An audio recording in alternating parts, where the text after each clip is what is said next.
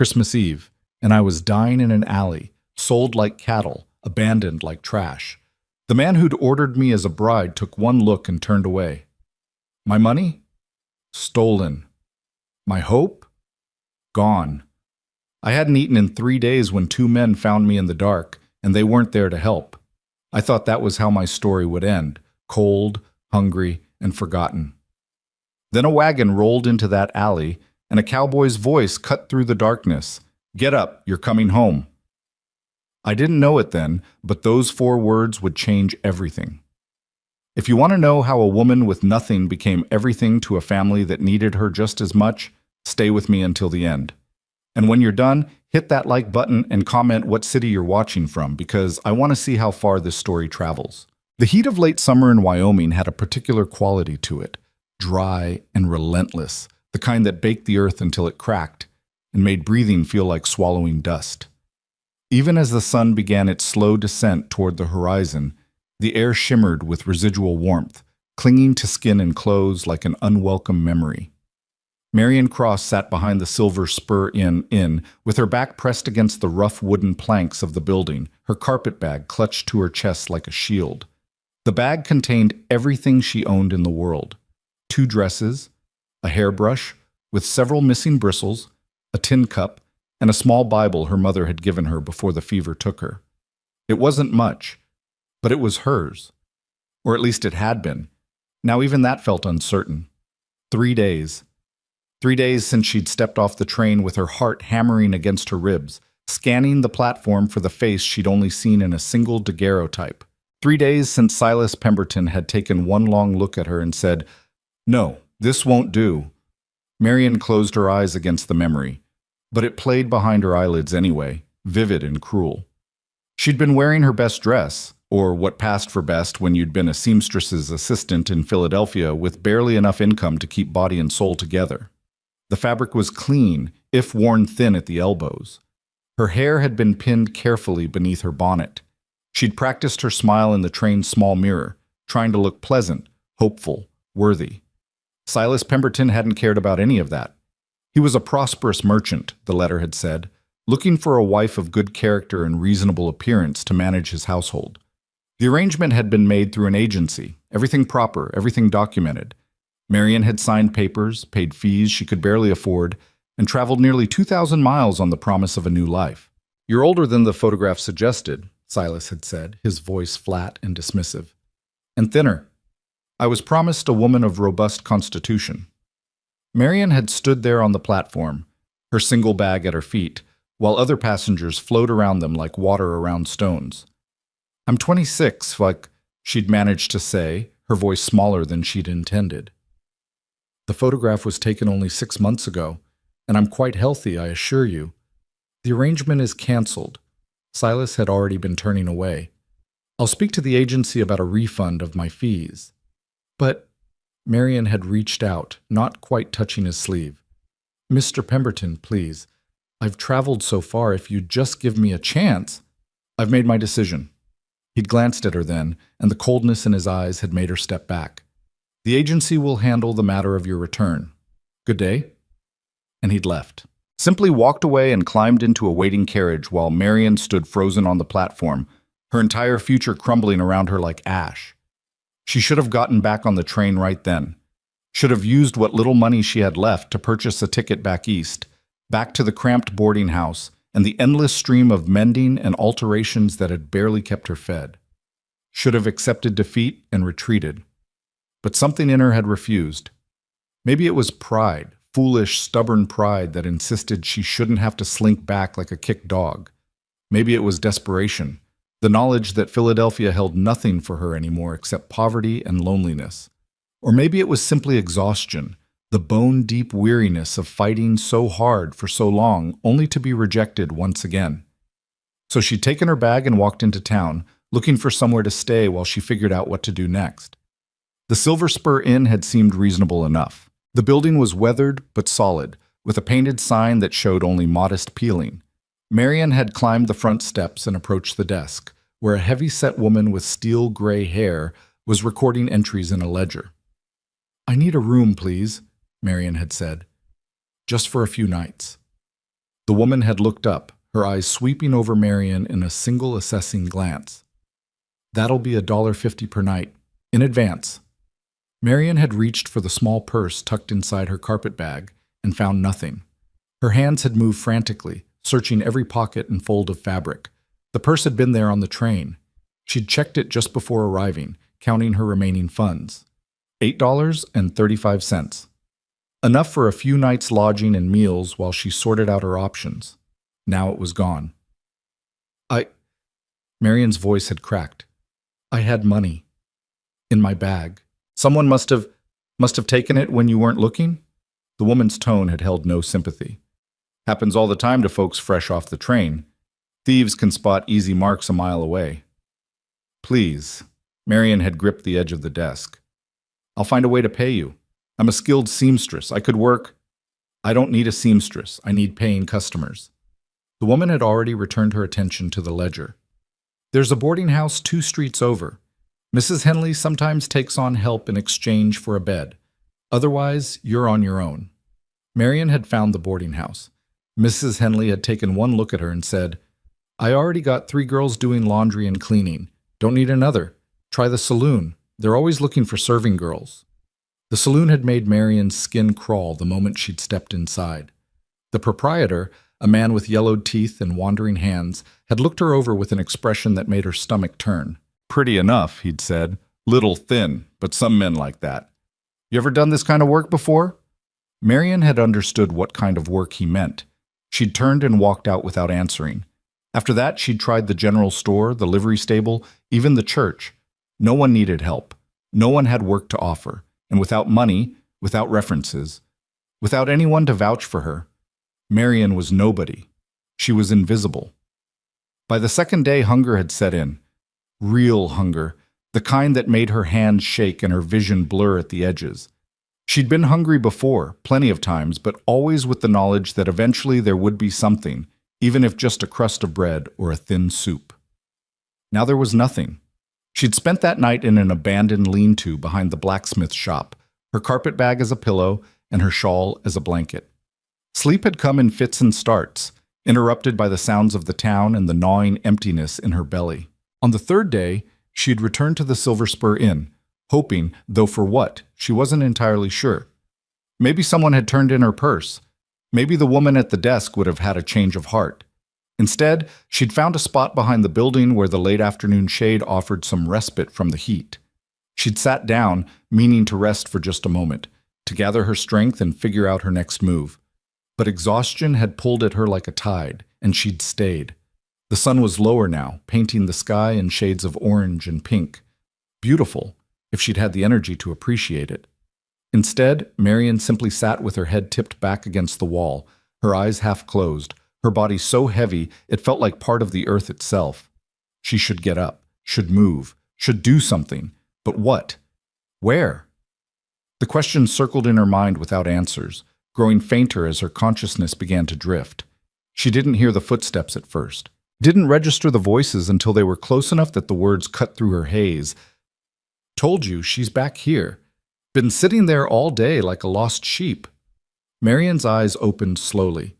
2 figures stood at the mouth of the alley, silhouetted against the fading light. As they moved closer, details emerged.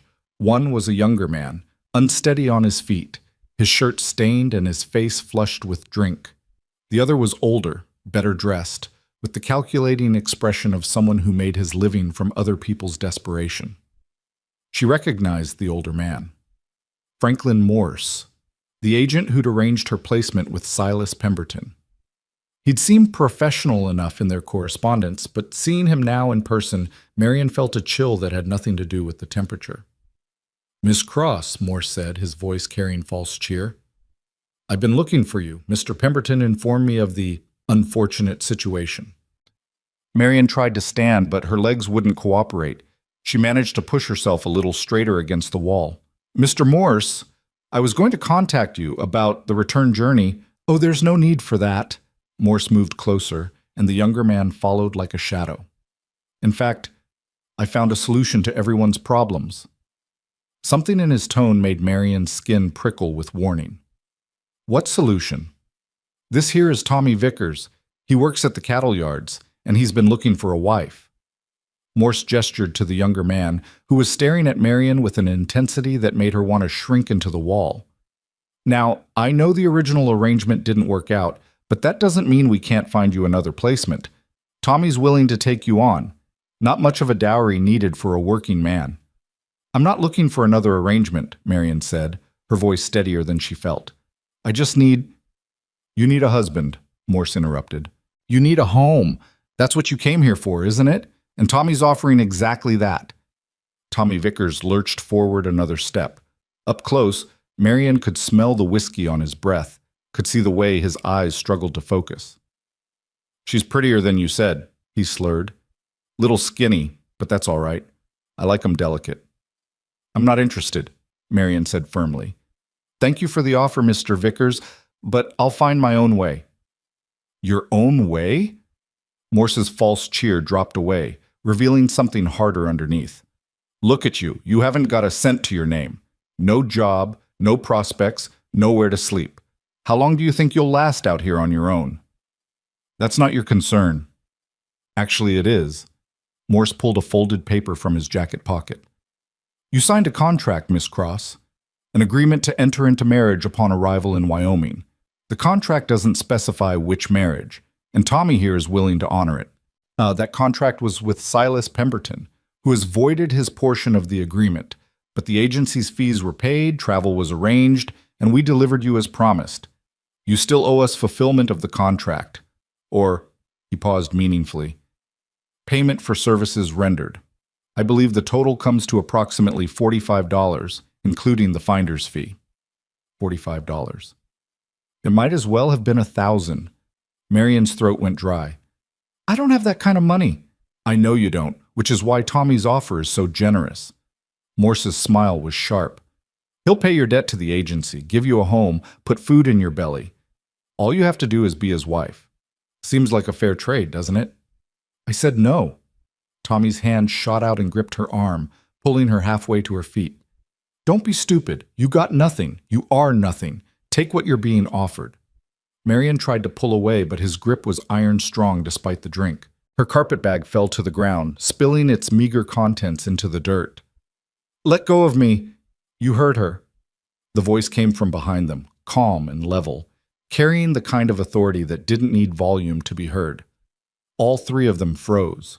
A wagon had rolled into the alley without any of them noticing, or maybe Marion had been too focused on the men in front of her to hear it approach.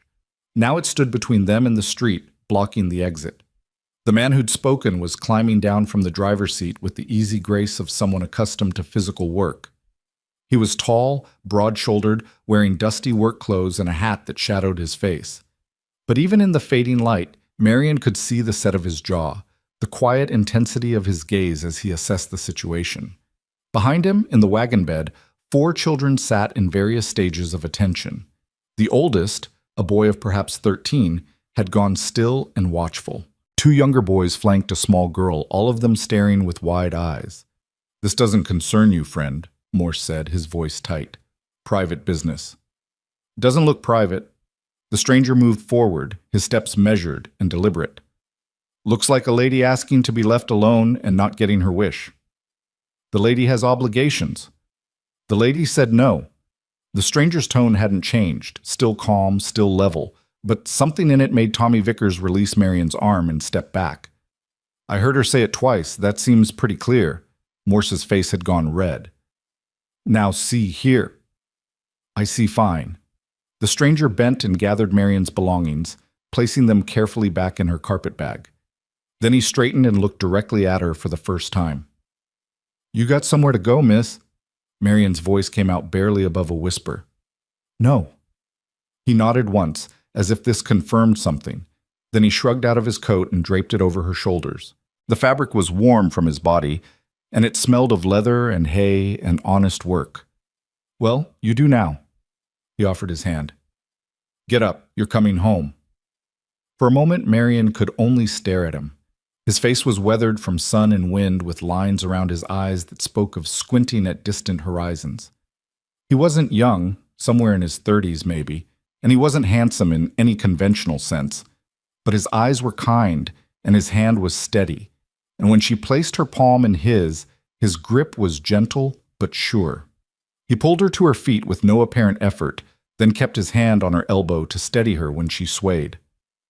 "You can't just take her," Morse sputtered. "She has debts. Send me the bill." The stranger's attention never left Marion. "Lucas Hart Ranch, about 12 miles north of town. You have a problem with that arrangement. You can come discuss it with me there." "This is kidnapping. This is giving a lady in distress a helping hand." Lucas finally looked at Morse, and his expression was like stone. "Something you clearly weren't planning to do. Now, I've got 4 kids in that wagon who need their supper, and this lady looks like she could use a meal too, so we're going to be on our way." He guided Marion toward the wagon with one hand on her elbow and her carpet bag in his other hand. She moved automatically, her mind still trying to catch up with what was happening. As they reached the wagon, Lucas called to the children. "Evan, make some room in the back. Miss is going to ride with you." The oldest boy immediately shifted aside, creating space near the tailgate. The other children watched with silent curiosity as Lucas helped Marion up. His hands on her waist were impersonal, careful, the touch of someone helping a stranger, nothing more. "You'll be all right back here for a few miles?" he asked. Marion nodded, not trusting her voice.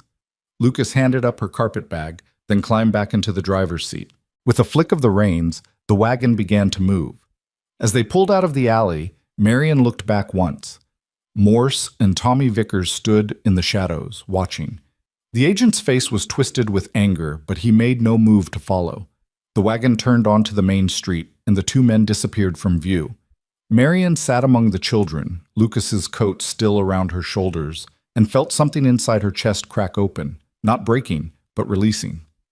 She'd been holding herself so tightly for so long, refusing to cry, refusing to beg, refusing to show just how desperate she'd become. Now, rattling down a dusty street in a stranger's wagon, headed toward an unknown destination, she felt tears slip down her cheeks.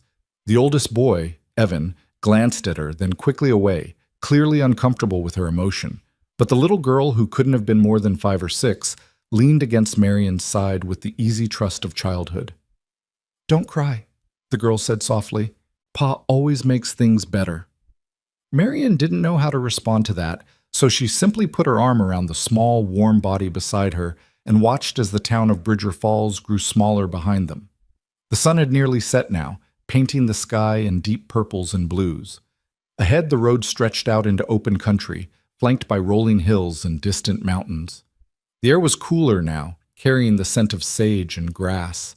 Marion had no idea where she was going, didn't know who Lucas Hart really was, or why he'd stopped to help her, or what he expected in return. She should probably be frightened, should probably be questioning the wisdom of leaving with a strange man and his children. But she wasn't frightened. For the first time in 3 days, maybe longer, she felt something other than despair. She felt hope. And as the wagon carried her away from Bridger Falls and into the gathering dusk, Marion Cross allowed herself to believe that maybe, just maybe, her story wasn't over after all. Maybe it was just beginning.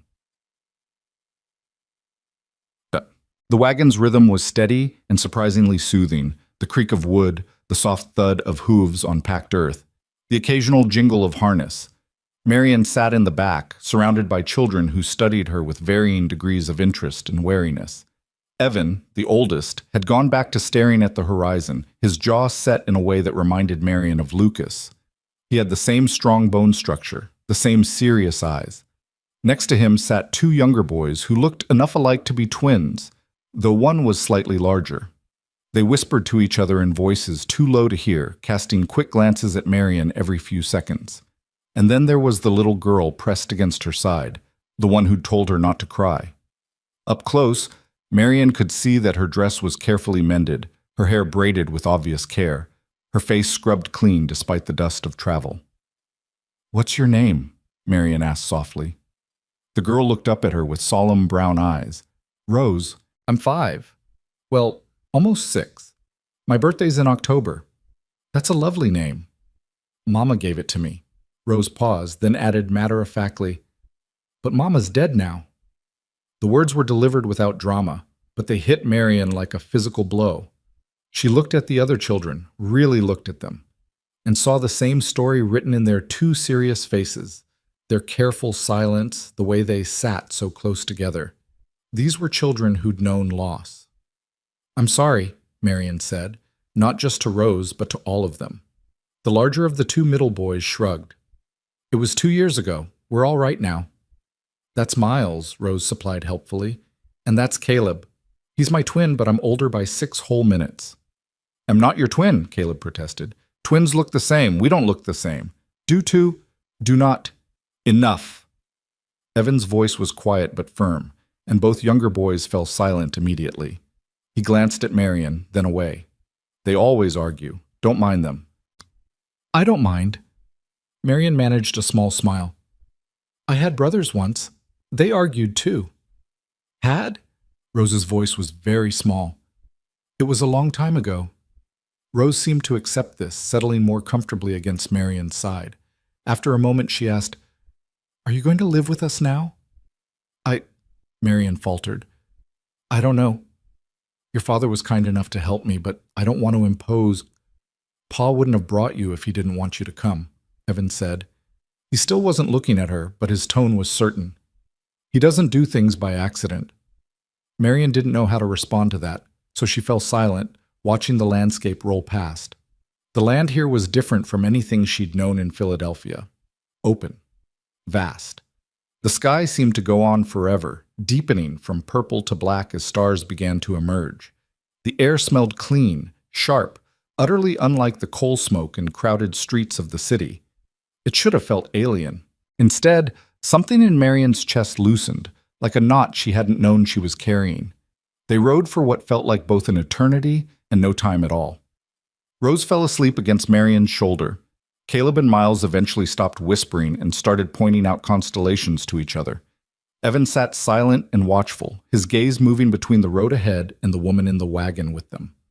Finally, Lucas pulled the wagon off the main road onto a narrower track. Ahead, Marion could see lights, warm and yellow against the darkness.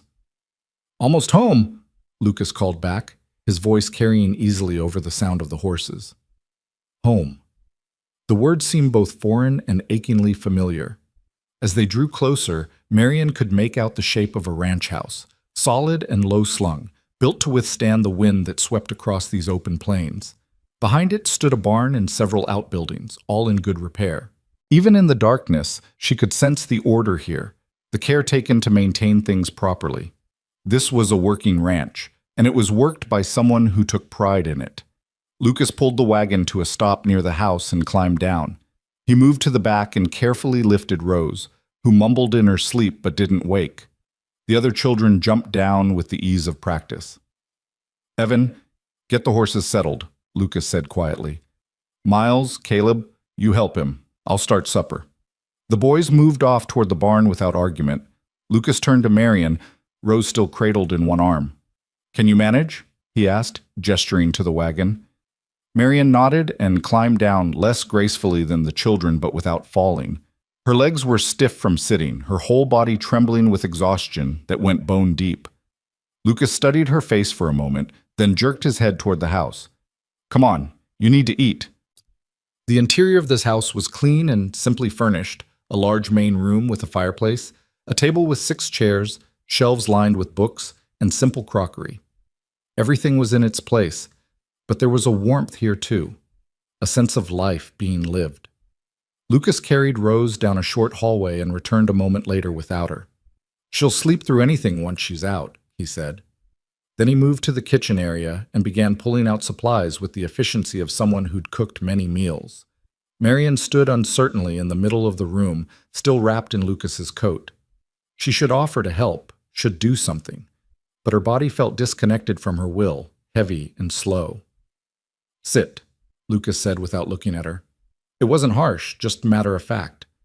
"You're about to fall over." Marion sat.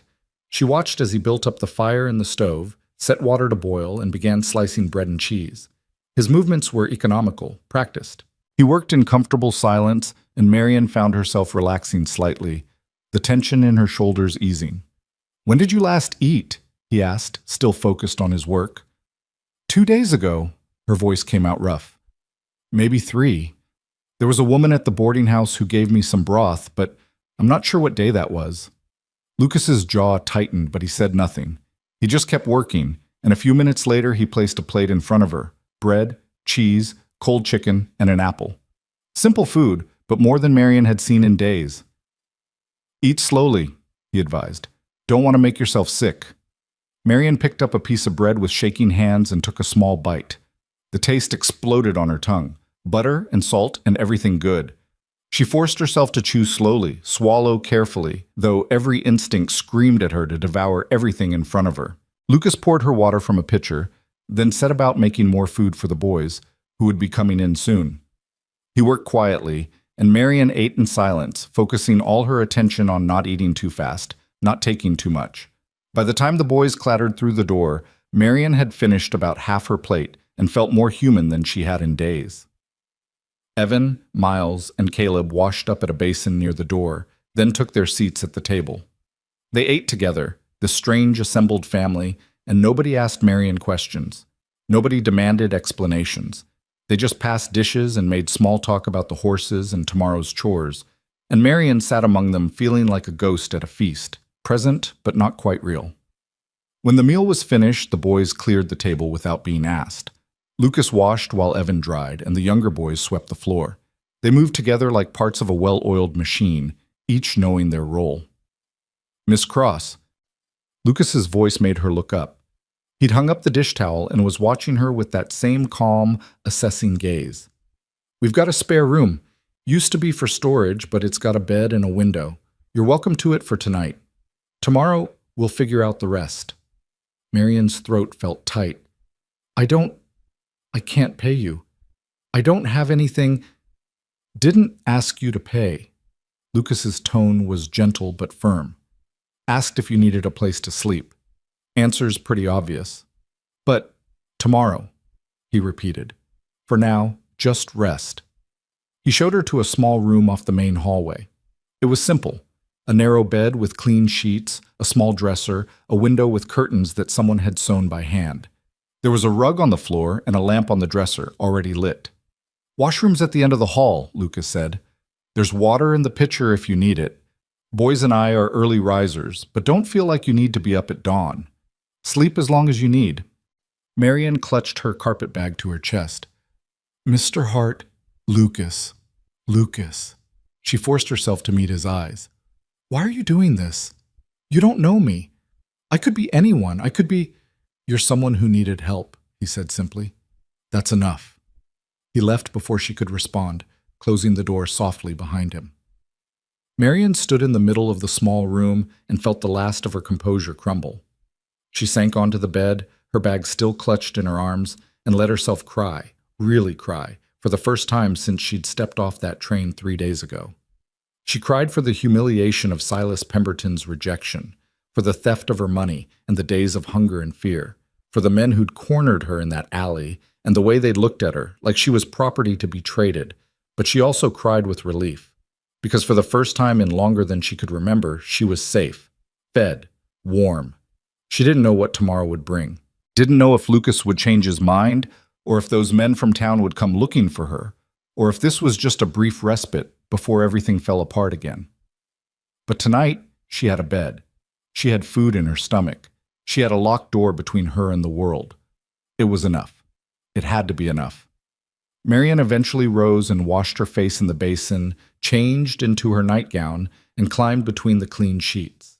The bed was soft, the pillow smelled like lavender, and through the window she could see stars scattered across the sky like diamonds. She closed her eyes and, for the first time in 3 days, slept without fear. Morning came with the sound of roosters and the low murmur of voices from the kitchen. Marion woke slowly, disoriented at first by the unfamiliar surroundings. Then memory flooded back. The wagon, the ranch, Lucas Hart's quiet offer of sanctuary. She sat up, wincing at the stiffness in her muscles. The room was bright with early sunlight streaming through the curtains, illuminating dust motes that danced in the air. Outside she could hear the sounds of a working ranch coming to life. Horses nickering, the clang of metal on metal, boots on wooden planks. Marion dressed quickly in her other dress, the one that wasn't quite as worn as what she'd been wearing yesterday. She pinned her hair as neatly as she could manage without a proper mirror, then stood for a moment with her hand on the doorknob, gathering her courage. She had no idea what she was walking into, no idea what Lucas expected from her, or what kind of arrangement this was supposed to be. But staying in the room wouldn't answer those questions. The kitchen was empty when she emerged, though evidence of breakfast lingered. Dishes in the wash basin, the smell of coffee and bacon still hanging in the air.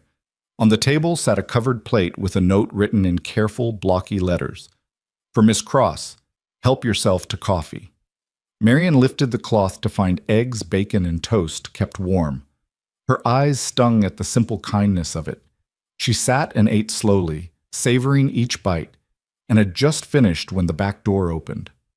Lucas stepped inside, his shirt sleeves rolled up and his hat in his hands.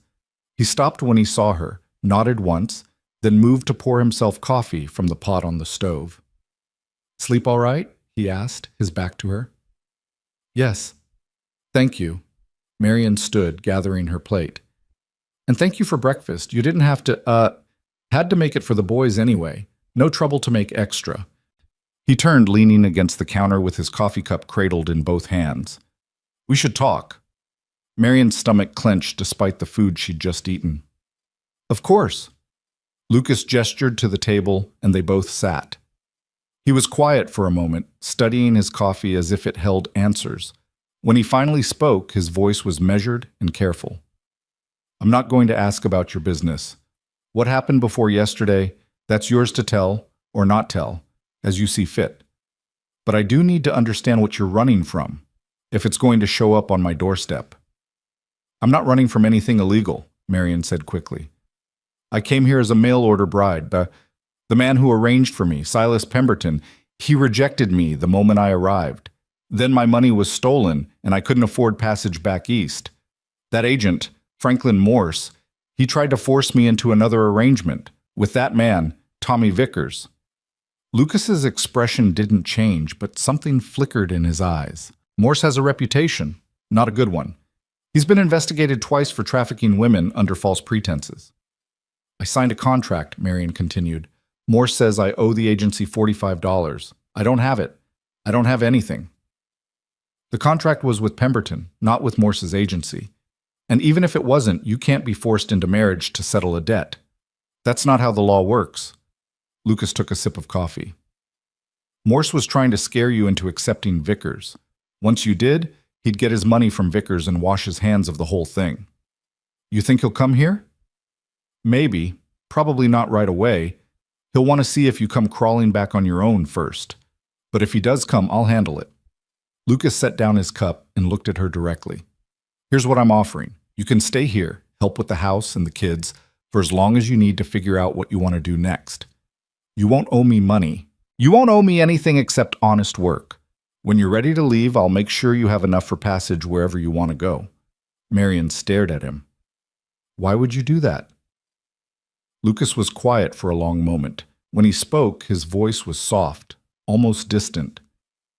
"My wife, Sarah, she died 2 years ago. Fever. It came on fast and took her before we could even get the doctor out here. Since then, it's been me and the kids trying to manage. Evan does his best to help, but he's 13. He shouldn't have to be raising his brothers and sister." He paused, turning the coffee cup in his hands. "I've been thinking about hiring someone to help with the house, but I haven't found anyone I trust. Most women in town either want to get married or they're already married. The ones who aren't, well, they're not the kind I'd want around my children. You're in need of a place. I'm in need of help. Seems like we could help each other." "You're trusting me with your children based on 5 minutes in an alley. I'm trusting my gut, and my gut says you're someone who's had a run of bad luck but isn't looking for handouts. You were sitting behind that inn half-starved, but you weren't begging. You weren't crying. You were just enduring. That tells me something about your character." Marian's throat felt tight. "What if I'm not good with children?" A hint of a smile touched Lucas's mouth. "Rose fell asleep on you in about 10 minutes. That's a record. Girl usually won't settle for anyone but me." Before Marian could respond, the back door burst open and Caleb tumbled in, followed closely by Miles. Both boys were flushed and breathing hard. "Pa, the fence in the south pasture is down again," Miles announced. "Same spot as last week." Lucas sighed and stood. That old post finally give up? Snapped clean through. Horses are still in the pasture, but they could wander if we don't fix it soon. All right. Get Evan and the tools. We'll head out after I finish my coffee. Lucas glanced at Marion. You settle in today? Look around? Get your bearings? We can talk more tonight. He drained his cup and headed out with the boys, leaving Marion alone in the kitchen. She sat for a moment, processing everything. Then she stood and began washing the breakfast dishes. It was something to do, something useful, and her hands needed the familiar motion. She'd just finished when Rose appeared in the doorway, her hair sleep-mussed and her nightgown wrinkled. The little girl rubbed her eyes and patted across the floor in bare feet. Good morning, Marion said gently. Rose studied her with solemn eyes. You're still here. I am. Your father said I could stay for a while. Are you going to be our new mama? The question was so direct, so innocent, that Marion had to take a breath before answering. No, sweetheart, I'm just going to help around the house. Rose seemed to consider this. That's okay. Evan says we don't need a new mama anyway. He says we're doing fine on our own. I think you're doing very well, Marion agreed. Now, should we get you dressed and fed? Rose nodded and took Marion's hand with easy trust, leading her back down the hallway to a room she shared with her brothers. The space was neat despite being occupied by 4 children. Beds made, clothes folded, toys put away. Marion helped Rose into a simple dress and braided her hair, fingers moving with practiced ease. By the time they returned to the kitchen, Rose chattering about her favorite doll and the kittens in the barn, Marion felt something she hadn't felt in a long time. Useful. The day passed in a blur of small tasks. Marion cleaned the kitchen properly, organized the pantry, and started bread dough rising. Rose followed her like a shadow, helping where she could, and narrating a running stream of thoughts about everything from the weather to whether rabbits could talk to each other. Around midday, the males returned for lunch, dusty, sweaty, and ravenous. Marion served the bread and cheese she'd found in the cold box, along with leftover chicken from last night. The boys ate like they hadn't seen food in weeks, barely pausing to breathe between bites. Evan watched Marion when he thought she wasn't looking. His expression wasn't hostile exactly, but it wasn't welcoming either. Wary, reserved, like he was waiting for her to prove herself one way or another. After lunch, Lucas and the boys headed back out to finish the fence. Rose announced she was going to play with the kittens and invited Marion to join her. The barn was dim and cool, smelling of hay and horses and the particular sweetness of well-kept livestock. Rose led Marion to a corner where a calico cat had made a nest, and 5 tiny kittens tumbled over each other in a squeaking pile. That one's Patches, Rose said, pointing to a black and white kitten. And that's Socks, and that's Bandit, and those 2 are just baby because I can't tell them apart yet. Marion smiled and sat down in the hay, letting Rose place kittens in her lap. They were so small, so perfect, their eyes barely open, and their mews like tiny bells. Do you like them? Rose asked anxiously. I love them. Rose beamed. Mama loved cats, too. She said they were good company when you were lonely. The little girl's voice dropped. Do you get lonely? Marion looked down at the kittens, their small bodies warm against her hands. Sometimes, yes. Me too. Rose leaned against Marion's shoulder. But it's better when Pa's here. And Evan and Miles and Caleb, even though they're annoying. They sat together in comfortable silence, and Marion felt something shift in her chest. This child, who'd lost her mother so young, was offering comfort in the only way she knew how. And somehow, it was exactly what Marion needed. That evening, after another simple meal, Lucas asked Marion to walk with him while the boys did the dishes. They strolled toward the pasture where horses grazed in the fading light, the air cooling and pleasant. You've been busy today, Lucas observed. I wanted to be useful. You are. Rose hasn't stopped talking about you all afternoon. According to her, you're the best person she's ever met, aside from me and her mama. Marion felt her cheeks warm. She's a sweet child. She is, but she's also lonely in a way the boys aren't. They have each other, always have. Rose was so young when Sarah died that she barely remembers having a mother. She's been the only girl in a house full of men and boys, and I know she feels it even if she doesn't say so. They reached the fence and leaned against it, watching the horses. One of them, a gray mare, ambled over and nudged Lucas's shoulder, looking for treats. He scratched her nose absently.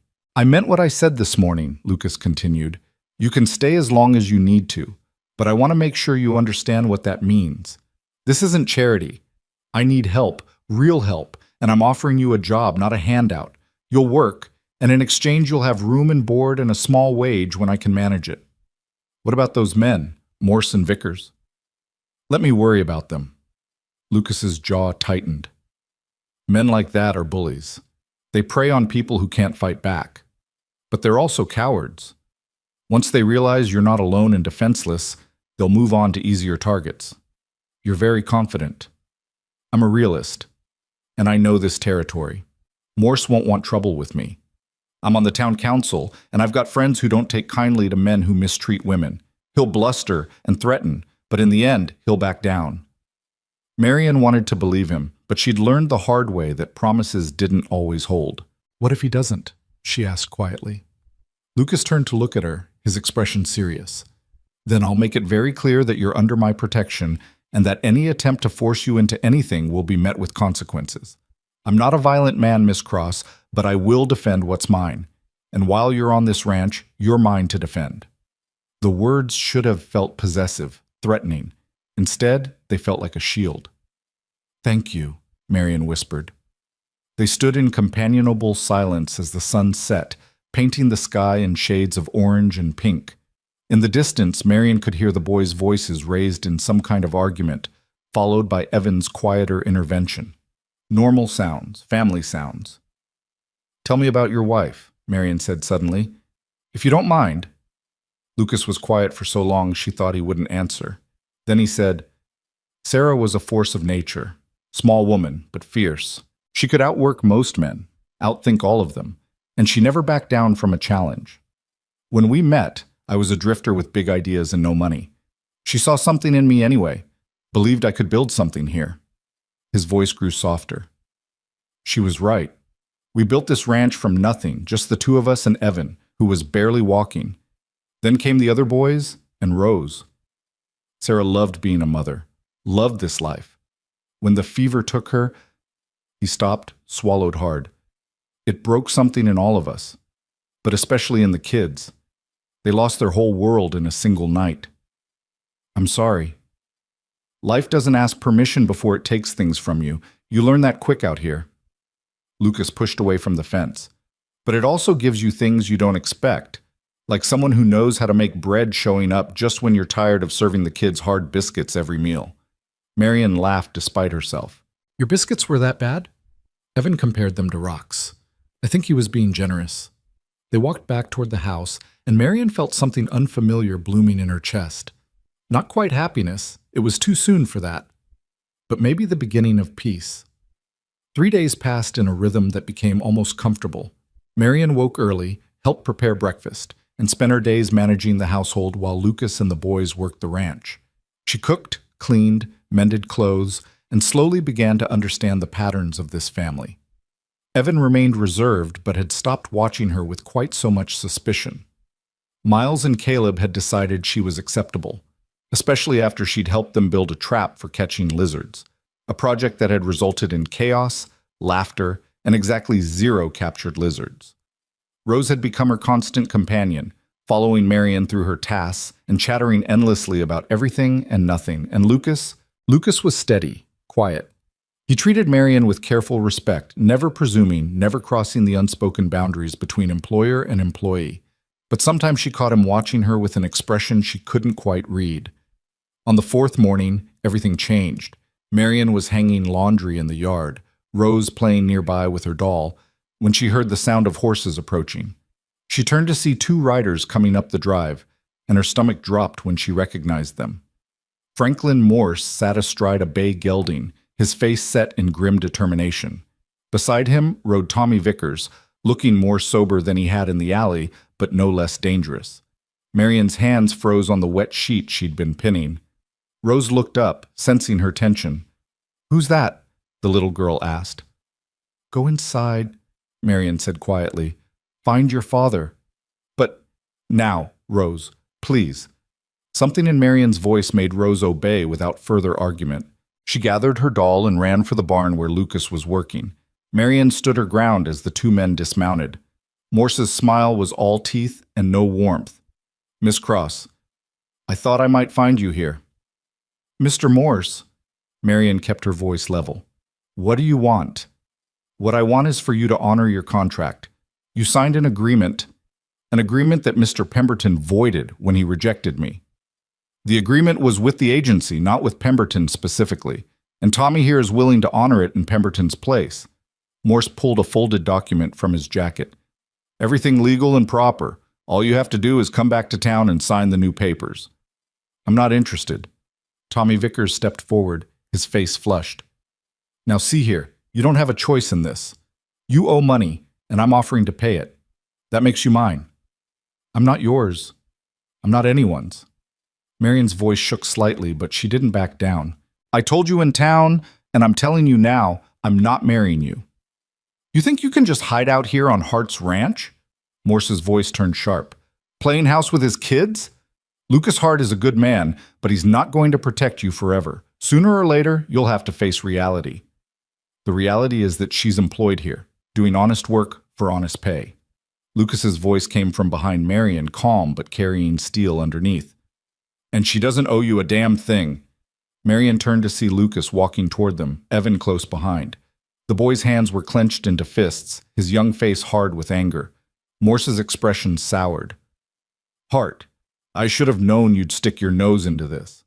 It's my ranch, my employee. That makes it my business." Lucas stopped beside Marion, his presence solid and reassuring. "Now you've said your piece, time for you to leave." "We're not leaving without her," Tommy said stubbornly. She doesn't owe you anything," Lucas interrupted. "Your so-called contract isn't worth the paper it's written on. You want to take this to a judge, go ahead, but I'm guessing you won't because you know exactly how that would turn out." Morse's face reddened. "You can't just keep her here against the law." "I'm not keeping her anywhere. She's free to leave any time she chooses. But she's choosing to stay. You got a problem with that? Take it up with Sheriff Dawson. I'm sure he'd be very interested to hear about how you're trying to force women into marriage to settle debts." The mention of the sheriff made Morse's expression falter. Lucas noticed and pressed his advantage. "In fact, why don't we all ride into town right now and discuss this with him? I'm sure he'd love to hear about your business practices, Morse. All those women you've placed who mysteriously end up with men they never agreed to marry. The ones who try to leave and find themselves facing threats and coercion." "That's slander. It's truth, and you know it." Lucas's voice was cold now. "You've been playing this game for years, and you've gotten away with it because most of your victims are too scared or too desperate to fight back. But Miss Cross isn't alone anymore. She's got people who'll stand with her."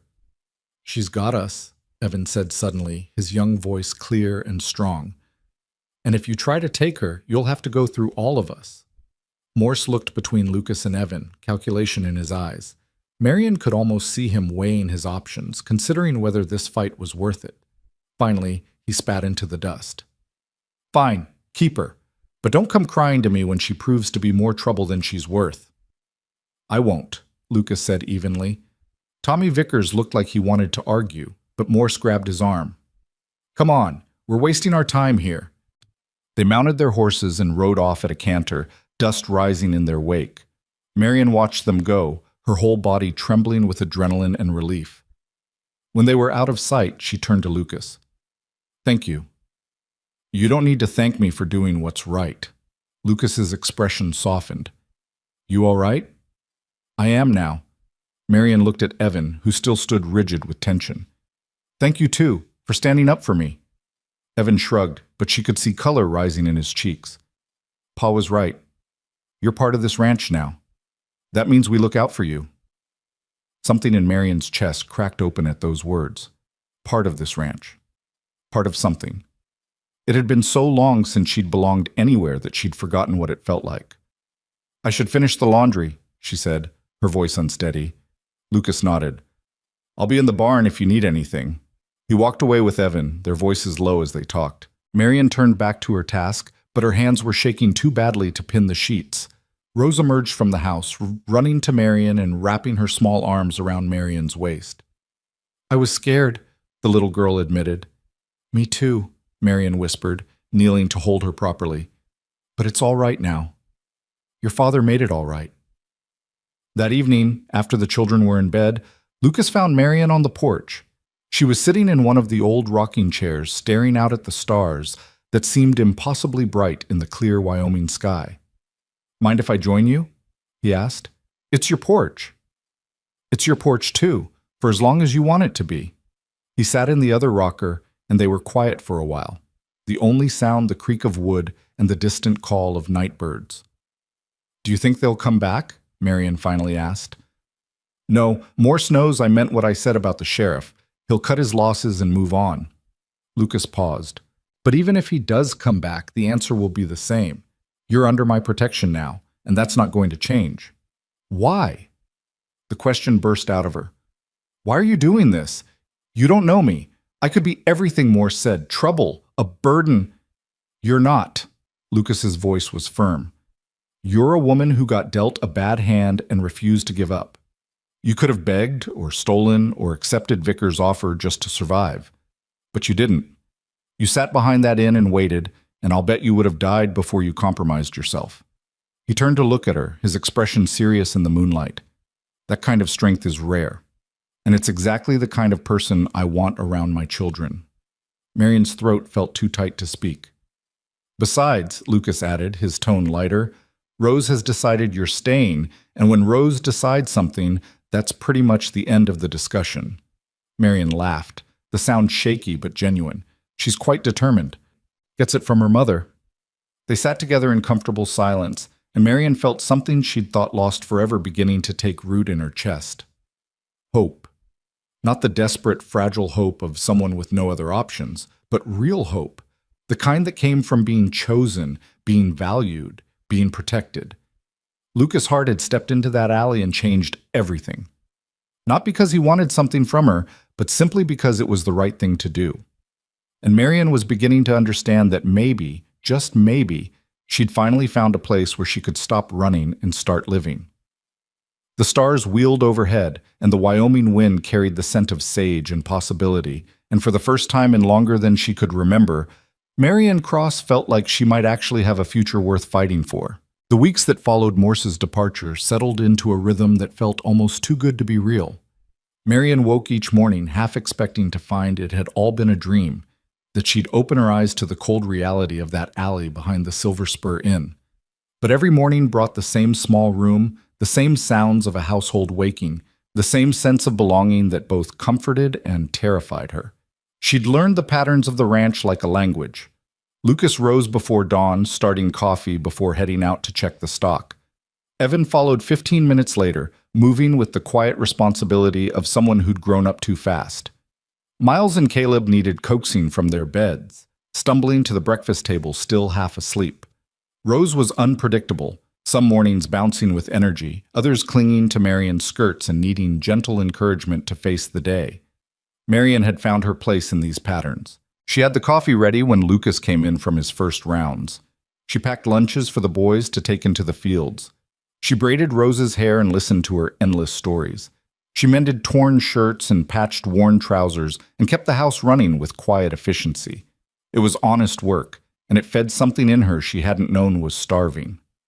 One morning in early October, Marion was kneading bread dough when Evan appeared in the kitchen doorway. He stood there awkwardly, shifting his weight from foot to foot in a way that reminded her he was still just a boy despite the man's work he did. "Need something?" she asked, keeping her voice casual. "Ma used to make apple pie this time of year," he said abruptly. "There's wild apples down by the creek. I was thinking, if you wanted, we could pick some." It was the first time Evan had voluntarily sought her out for anything beyond basic household matters. Marion felt the significance of the moment like a weight in her chest. "I'd like that," she said simply. They went that afternoon, taking Rose and the twins with them. The walk to the creek was beautiful, the autumn air crisp and the cottonwood trees already turning gold. Rose skipped ahead, singing some nonsensical song, while Miles and Caleb raced each other over every fallen log and boulder. Evan walked beside Marion, quiet but not uncomfortable. When they reached the apple trees, gnarled and wild and heavy with small tart fruit, he showed her which ones Sarah had preferred. She said the little ones made the best pies, he explained, reaching up to pluck a reddish apple from a high branch. Bigger ones are too sweet, too soft. These have more flavor. Marian took the apple he handed her, turning it over in her palm. Your mother sounds like she was a wonderful cook. She was good at everything. Evan's voice was matter-of-fact, but Marian heard the grief underneath. Pa says I'm like her that way. Good with my hands, good at figuring things out. I can see that. You work harder than most grown men I've known. Evan's ears went pink, but he looked pleased. They picked in companionable silence for a while, filling the baskets they'd brought. Rose tried to help, but kept eating more apples than she collected. The twins had abandoned picking entirely in favor of building a dam in the creek. Can I ask you something? Evan said suddenly. Of course. Are you going to stay? Marian's hand stilled on the apple she'd been reaching for. Your father said I could stay as long as I needed to. That's not what I asked. Evan looked at her directly, his young face serious. People say things like that, but then they leave anyway. Ma used to have friends who'd promised to visit, to write, to stay in touch. But after she died, they all just disappeared. Like we didn't matter anymore. The pain in his voice made Marian's throat tight. She climbed down from the low branch she'd been standing on and faced him properly. I can't promise I'll be here forever, she said honestly. Life doesn't let us make promises like that. But I can promise that I'm not looking to leave. I can promise that being here, with all of you, is the first time I've felt like I belong somewhere in more years than I can count. And I can promise that if circumstances ever do require me to go, it won't be because I wanted to. Does that help? Evan studied her face for a long moment, then nodded slowly. Yeah, that helps. They finished picking as the sun began its descent, then walked back to the ranch with baskets full of apples and Rose asleep on Evan's shoulders. Lucas met them at the house, taking in the scene with a small smile. Apple pie tonight? He asked. If I can remember how to make decent crust, Marian replied. Ma's recipe is in the book on the shelf, Evan offered, the one with the blue cover. That evening, Marian made 3 pies using Sarah's recipe, written in elegant script on yellowed paper tucked between the pages of a worn cookbook. The whole house filled with the scent of cinnamon and butter and apples, and when they sat down to eat after supper, even Miles and Caleb were quiet with appreciation. Lucas took a bite and closed his eyes. When he opened them again, they were bright with something that might have been tears. Just like Sarah's, he said quietly. Thank you. Marian felt she should say something, but the moment felt too fragile for words. Rose solved the problem by asking for a second slice, and the spell broke into normal family chaos. Later, after the children were in bed, Marian found Lucas on the porch again. It had become a habit, these quiet conversations under the stars. Sometimes they talked about the ranch, or the children, or nothing in particular. Sometimes they just sat in comfortable silence. Tonight, Lucas spoke first. Evan told me what you said about staying. I hope that was all right. I didn't want to presume. It was more than all right. It was honest, and that boy needs honesty. He's been disappointed too many times by people making promises they couldn't keep. Lucas leaned against the porch railing, his face half-shadowed. His grandparents on Sarah's side, they swore they'd stay involved after she died. Lasted about 6 months before the visit stopped. Said it was too painful, seeing the kids without their daughter. Like we weren't all in pain. People handle grief poorly, Marian said softly. They do. But those kids, they remember. They remember who stayed and who left. And they're watching you, Marian, waiting to see which one you'll be. The use of her first name startled her. He'd been calling her Miss Cross since she'd arrived, maintaining a careful formality. The shift felt significant. I meant what I told Evan, she said. I'm not planning to leave. Even if Morse comes back? Even if Pemberton changes his mind? Even if something better comes along? Even then. Marian turned to face him fully. Lucas, I had a life in Philadelphia. I had work and a room and nothing else. No family, no friends, no one who'd miss me if I disappeared tomorrow. I was so lonely I answered an advertisement from a complete stranger just for the chance to matter to someone. And when that fell apart, when I was sitting in that alley waiting to die, or worse, I thought that was all I deserved. That I'd used up my chances at anything better. She paused, her voice growing stronger. But then you stopped. You saw me when no one else did, and you offered me something I'd given up hoping for, a place, a purpose, people who might actually need me around. So no, I'm not looking for something better because I don't think there is anything better than this. Lucas was quiet for a long moment. Then he said, "You matter here. To the kids. To—" He stopped, cleared his throat. "You matter. I want you to know that." Before Marion could respond, the sound of hoofbeats shattered the peaceful night. Both of them turned toward the road, tension immediate and instinctive. A single rider was approaching fast, the horse's gait urgent. As they drew closer, Lucas relaxed slightly. "That's James Thornton from the neighboring ranch. Something must be wrong." The rider pulled up in a cloud of dust, and James Thornton swung down from his horse before it had fully stopped. He was a weathered man in his 50s, his face grim in the lamplight spilling from the house. "Lucas, sorry to come so late, but I thought you should know. Franklin Morse was at the saloon tonight, drinking heavy and talking big. Says he's filing a complaint with the territorial judge about you harboring a woman with outstanding debts. Claims you're interfering with legitimate business contracts." Lucas's jaw tightened. "He's bluffing. There's no legitimate contract." "Maybe so, but he's got Tommy Vickers backing his story, and he's convinced a few other men to sign statements saying they witnessed the original agreement. Judge Morrison is sympathetic to business interests, even questionable ones. If Morse presents it right, Morrison might side with him just to avoid setting a precedent about debt enforcement." Marion felt ice in her stomach. "What does that mean?" Thornton glanced at her, sympathy in his eyes. "Means there could be a hearing. If the judge rules in Morse's favor, you could be legally obligated to either pay the debt or honor the contract. And if you can't pay—" "She's not honoring any contract with Tommy Vickers," Lucas said flatly. "I'll pay the debt myself if it comes to that." "Lucas, no," Marion started, but he cut her off with a look. "Not up for discussion, but it won't come to that. I know Judge Morrison.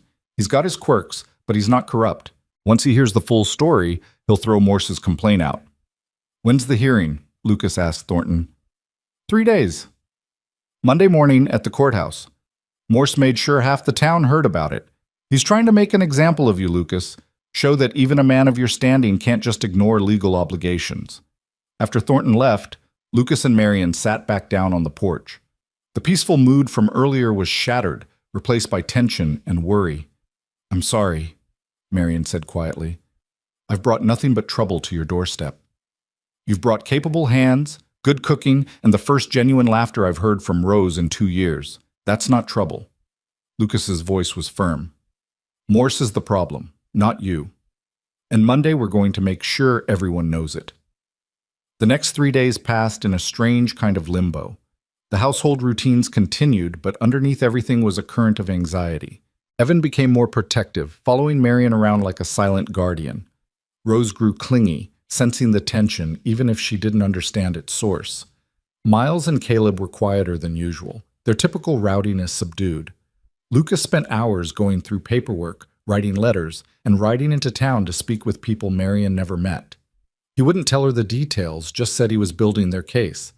Sunday evening, the night before the hearing, Lucas called a family meeting around the dinner table. All 4 children sat with unusual stillness, their faces serious. "Tomorrow, Miss Marion and I have to go to town for a hearing," Lucas explained, his tone calm but honest. "Mr. Morse is claiming she owes money and trying to force her into a contract. We're going to explain to the judge why that's not true and not legal. Evan, you'll be in charge while we're gone. Mrs. Thornton has agreed to check in around midday." "What if the judge says she has to leave?" Rose's voice was very small. "He won't," Lucas said with more confidence than Marion felt. "But if something unexpected happens, I want you all to remember that we're a family. We stick together and we take care of our own. Miss Marion is our own now, understood?" 4 heads nodded solemnly. That night, Marion couldn't sleep. She lay in her small room, staring at the ceiling and trying not to imagine all the ways tomorrow could go wrong. Around midnight, she gave up and went to the kitchen for water. Lucas was already there, sitting at the table with papers spread in front of him. He looked up when she entered, unsurprised. "Couldn't sleep either?" he asked. "Too many thoughts." Marian poured herself water and sat across from him. Lucas, if the judge rules against us, I want you to let me pay the debt however I have to. I won't let you sacrifice for me. And I won't let Morse bully you into a marriage you don't want. We're past that kind of barbarism, even out here. Lucas gathered his papers into a neat stack. I've been thinking about this all wrong.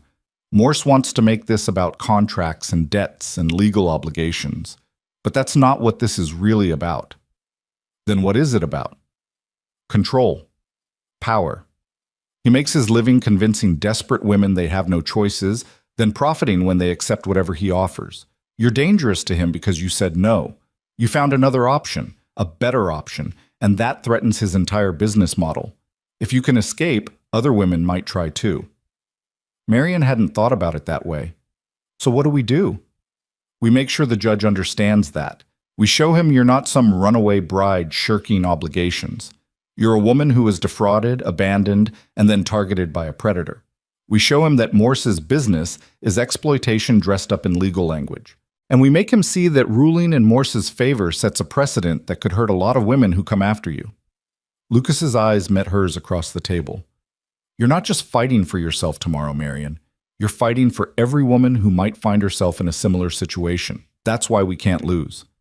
The weight of it settled on Marian's shoulders, but instead of crushing her, it felt like armor. Lucas was right. This was bigger than just her. Then we won't lose, she said quietly. Monday morning dawned clear and cold. Marian dressed in her best dress, the one she'd worn when she first arrived, carefully cleaned and pressed. She braided her hair simply and looked at herself in the small mirror, trying to see what the judge would see. A woman. Just a woman. Neither a commodity nor a burden, just someone trying to live with dignity. The ride to town was quiet. Lucas drove the wagon with Marian beside him, both of them lost in their own thoughts. The children had hugged her goodbye with fierce intensity, and Marian had promised to come back. She intended to keep that promise. The courthouse was a simple building on the main street, already crowded with people when they arrived. Marian felt their stares, heard the whispers. Morse had done his work well. Half the town had turned out to watch the spectacle. Inside, the courtroom was smaller than Marian expected. Judge Morrison sat behind a raised desk, a stern-looking man in his 60s with iron-gray hair and sharp eyes. Morse and Tommy Vickers sat at one table with a lawyer Marian didn't recognize. Lucas led her to the other table, where they sat alone. "Lucas, where's our lawyer?" Marian whispered. "We don't need one. Truth stands on its own." Before Marian could respond, the judge called the hearing to order. His voice was gravelly but clear as he outlined the complaint Morse had filed. Mr. Morse claims that Miss Marian Cross entered into a binding contract with his agency to marry upon arrival in Wyoming, that said marriage was arranged and paid for, and that Miss Cross is now in breach of that contract. He further claims that Mr. Hart is harboring her in violation of legitimate business agreements. Mr. Morse, present your case. Morse's lawyer stood and painted a picture of Marian as a dishonest woman who'd taken advantage of his client's services and then reneged on her obligations. He presented the original contract, travel receipts, and statements from several men who claimed to have witnessed the arrangement. The agency fulfilled its obligations, the lawyer concluded. They brought Miss Cross to Wyoming as agreed. The fact that the original placement didn't work out is unfortunate, but it doesn't void Miss Cross's obligation to enter into a marriage or repay the agency's costs. Mr. Vickers has generously offered to honor the contract in place of the original client, providing Miss Cross with exactly what she came here seeking, a husband and a home. Her refusal to accept this reasonable solution is a clear breach of contract. Judge Morrison listened without expression, making occasional notes. When Morse's lawyer sat down, the judge looked at Lucas. "Mr. Hart, I understand you're representing yourself and Miss Cross." Lucas stood. "I am, Your Honor, and with respect to opposing counsel, nearly everything he just said is either misleading or outright false." A murmur ran through the courtroom. Lucas waited for it to subside, then continued. "First, the contract Miss Cross signed was with a specific individual, Silas Pemberton. When Mr. Pemberton rejected her upon arrival, that contract was voided by his own actions, not hers. Second, the agency did not fulfill its obligations. They promised Miss Cross a legitimate marriage arrangement and instead delivered her to a man who took one look at her and walked away. Third, Miss Cross's money was stolen while she was in transit, leaving her unable to pay for return passage even if she'd wanted to. Lucas pulled papers from his jacket. I have here a statement from the sheriff confirming that multiple complaints have been filed about theft targeting new arrivals at the train station. I also have testimony from 3 women who used Morse's agency and found themselves in situations nothing like what they were promised, including one who was placed with a man currently serving time for assault. Judge Morrison's eyebrows rose. He gestured for Lucas to bring the papers forward, and he studied them carefully. Furthermore, Lucas continued, Mr. Vickers is not generously offering to honor anything. He's offering to purchase Miss Cross like livestock. The contract she signed was for a specific arrangement with a specific individual based on specific representations about that individual's character and circumstances. Substituting a drunk stable worker with a violent temper is not the same arrangement. Tommy Vickers surged to his feet. I never laid a hand on her. No, Lucas agreed coldly. Because I stopped you. But the sheriff's records show 2 complaints against you for assault in the past 18 months, one resulting in conviction and a fine. That's public record, Your Honor. The judge made more notes, his expression growing increasingly stern. Morse's lawyer tried to object, but Judge Morrison waved him to silence. Is there more, Mr. Hart? Yes, Your Honor. I want to address the real issue here, which isn't contracts or debts, but control. Mr. Morse runs a business that exploits desperate women. He promises them new lives and then deliberately puts them in vulnerable positions where they have no choice but to accept whatever arrangement he offers, no matter how unsuitable or dangerous. Miss Cross is here today because she refused to be exploited, because she had the courage to say no even when she had nothing. Lucas turned to look at Marion, and his voice softened. She sat in an alley for 3 days without money or food rather than accept an arrangement she knew was wrong. That's not breach of contract, Your Honor.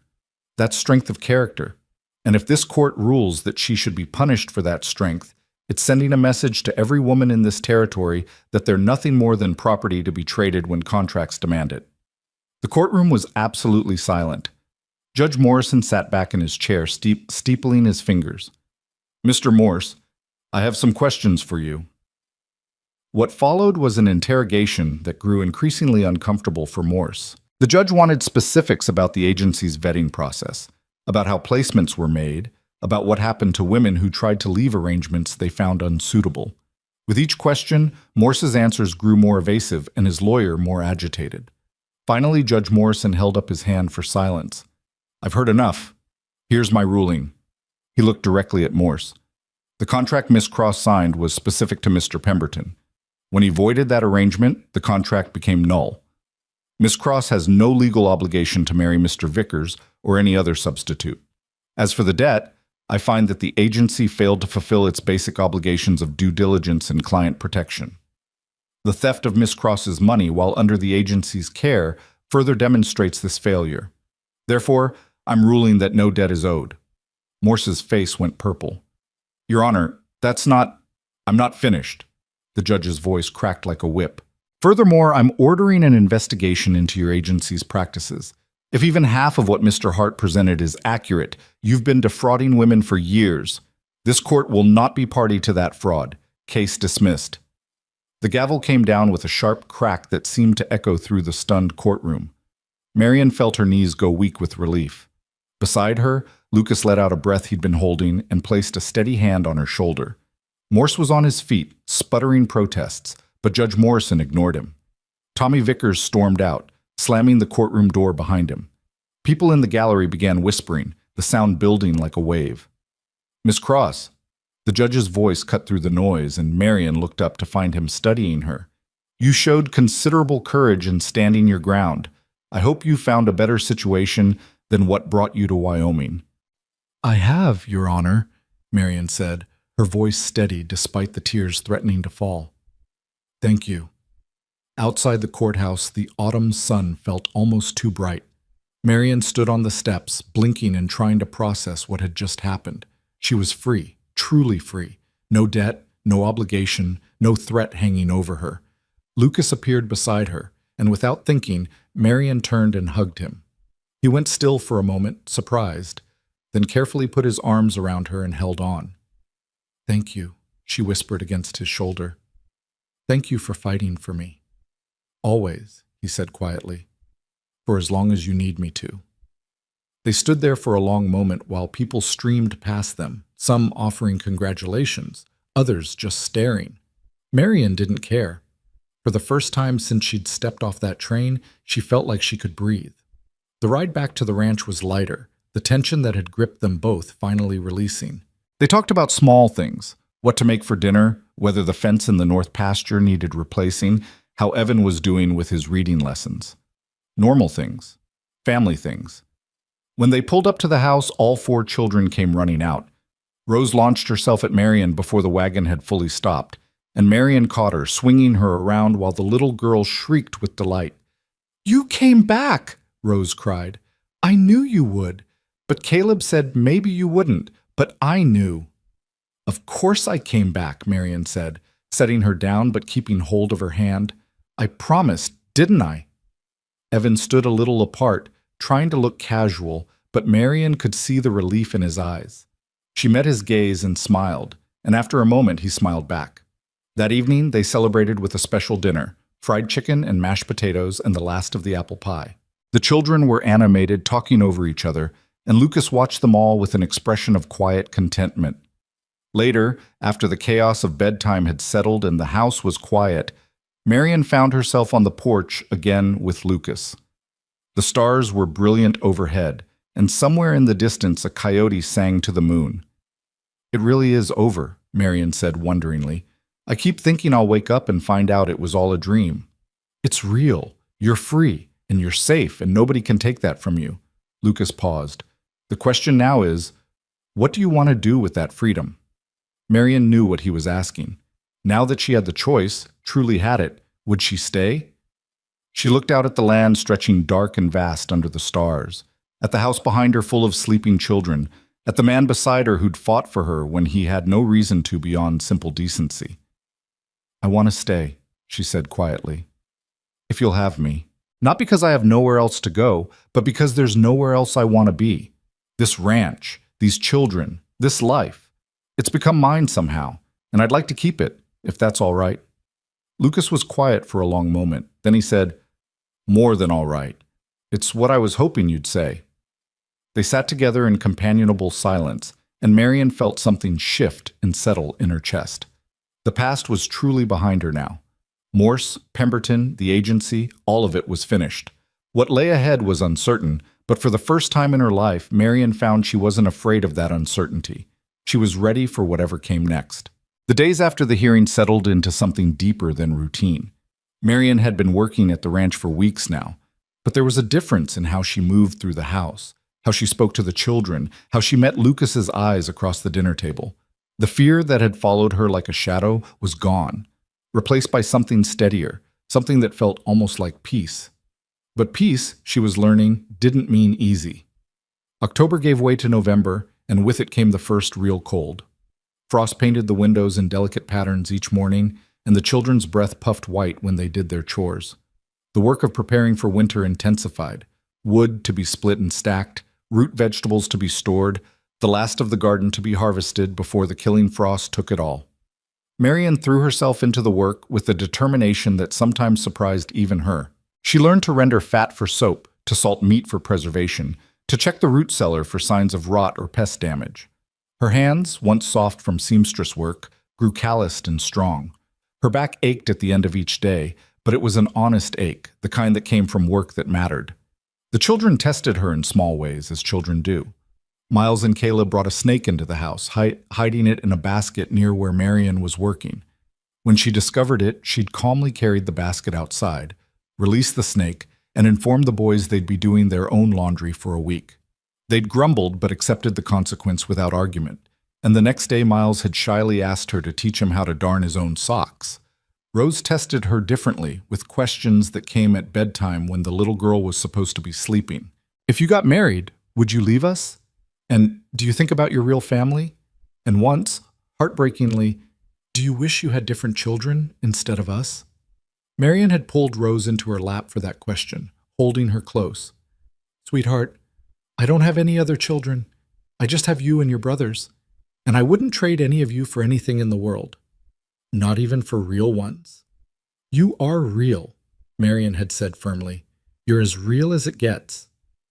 But it was Evan who tested her most, with his silences and his watchful eyes, and the way he sometimes looked at her like he was waiting for her to prove him wrong about something.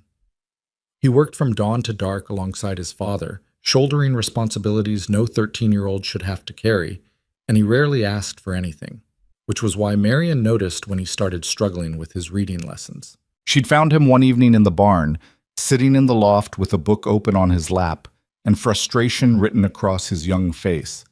He didn't hear her approach, and when she climbed the ladder, he startled and tried to hide the book. "I'm just taking a break," he said defensively. "May I?" Marion gestured to the space beside him. He shrugged, which she took as permission. She settled onto the hay and glanced at the book, a worn copy of adventure stories, the kind boys his age typically devoured. "Having trouble with that one?" she asked gently. "No." Then after a pause, "Maybe. Some of the words are strange. Can I help?" Evan's jaw tightened. "Pa says reading is important, says I need to keep up with it, even with all the ranch work, but he doesn't have time to help, and I don't want to bother him with it when he's already doing so much." "What if you bothered me instead?" Evan looked at her suspiciously. "You'd do that." "I was a seamstress, but before that I helped in a school for a few years. I'm good with reading, and I'd like to help if you'll let me." He studied her face for a long moment, then slowly handed her the book.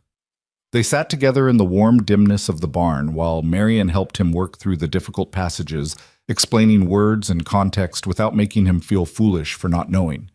By the time they climbed down from the loft, something had shifted between them.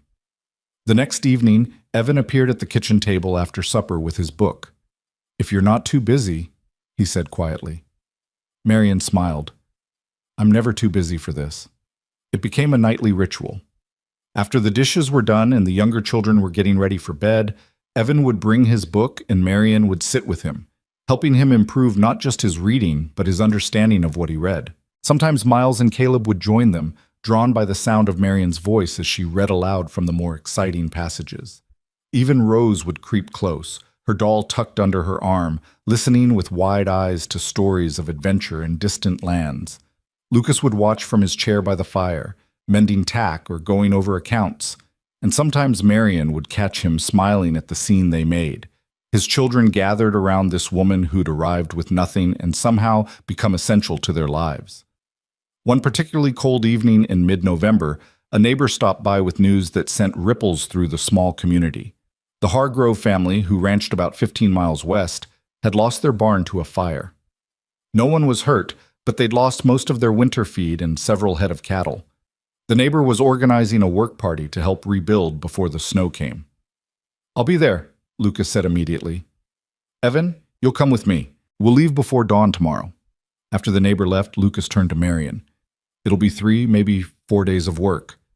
Can you manage here with just the little ones?" "Of course," Marion said, though the thought of Lucas and Evan being gone sent an unexpected flutter of anxiety through her chest. "We'll be fine." The next morning, she woke to find Lucas already loading the wagon with tools and supplies. Evan was checking harnesses, his breath misting in the pre-dawn darkness. Marion had risen early to pack food for their journey, bread and cheese and dried meat, along with a tin of cookies she'd made the day before. Lucas accepted the basket with a nod of thanks, then paused. "You've got the rifle?" "In the pantry, like you showed me. And you know how to use it?" "I do." Lucas had insisted on teaching her shortly after the hearing, saying any woman alone on a ranch needed to know how to protect herself and the children. Marion had been a surprisingly good shot. "Good." Lucas hesitated, then added, "If anything feels wrong, anything at all, you take the children and go to the Thorntons. Don't wait. Don't try to handle it yourself. Just go." "We'll be fine," Marion repeated, touched by his concern. Lucas looked like he wanted to say something else, but Evan was already climbing into the wagon. With a final nod, Lucas swung up beside his son, and they rolled down the drive into the fading darkness. Marion stood on the porch until the wagon disappeared from sight, then turned to find Rose pressed against her side.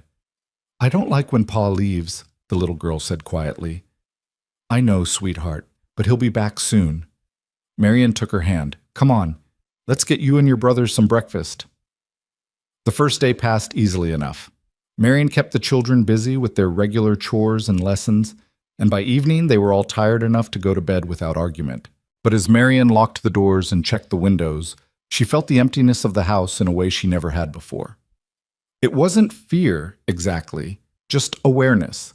She was responsible now, truly responsible, for 3 young lives. If something went wrong, there was no Lucas to turn to, no Evan to help shoulder the burden. It was just her. The thought should have been terrifying. Instead, it felt oddly empowering.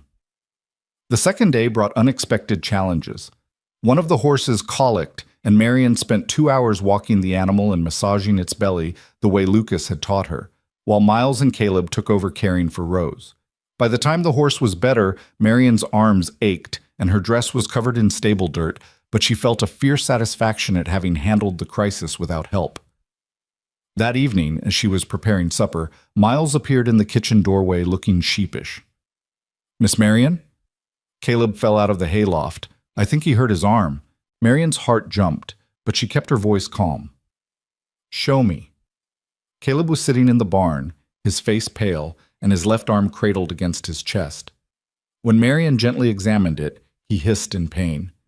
Can you move your fingers? She asked. He wiggled them, wincing. Good. I don't think it's broken, but it's definitely sprained. Marion looked at Miles. Run to the house and bring me clean cloths and the tin of salve from the shelf above the wash basin, and fill a bowl with cold water from the pump. While Miles ran his errands, Marion sat with Caleb, keeping him calm and still. When Miles returned, she cleaned the scrapes on Caleb's arm, applied the salve Lucas kept for injuries, and wrapped the sprain carefully. You're going to be sore for a few days, she told Caleb. No climbing, no heavy lifting. Your brother can handle your chores. Yes, ma'am, Caleb said quietly. Then, you're good at this. Taking care of people. Marion smiled and ruffled his hair. I've had practice. Now come on, let's get some food in you. That'll help more than anything. That night, after the children were asleep, Marion sat at the kitchen table with a cup of tea and allowed herself to feel proud. She'd handled a sick horse and an injured child without panicking, without falling apart. She'd kept 3 children fed and safe and calm. She was doing more than earning her place here. She was proving, to herself as much as to anyone, that she belonged. The third day dawned gray and cold with the smell of snow in the air. Marion woke the children early, wanting to finish outdoor chores before the weather turned. They were bringing in the last of the firewood when Rose suddenly pointed toward the road. Someone's coming! Marion's hand instinctively went to her pocket, where she'd been keeping a small knife since Lucas left. But as the rider drew closer, she recognized James Thornton from the neighboring ranch. He pulled up near the porch, his expression serious. Miss Cross, is Lucas around? He's helping the Hargroves with their barn. Won't be back until tomorrow, probably. Is something wrong? Thornton dismounted, glancing at the children. Could we talk inside? Marion's stomach tightened, but she kept her voice steady. Miles, take Rose and Caleb to gather eggs. I'll call you when it's time to come in.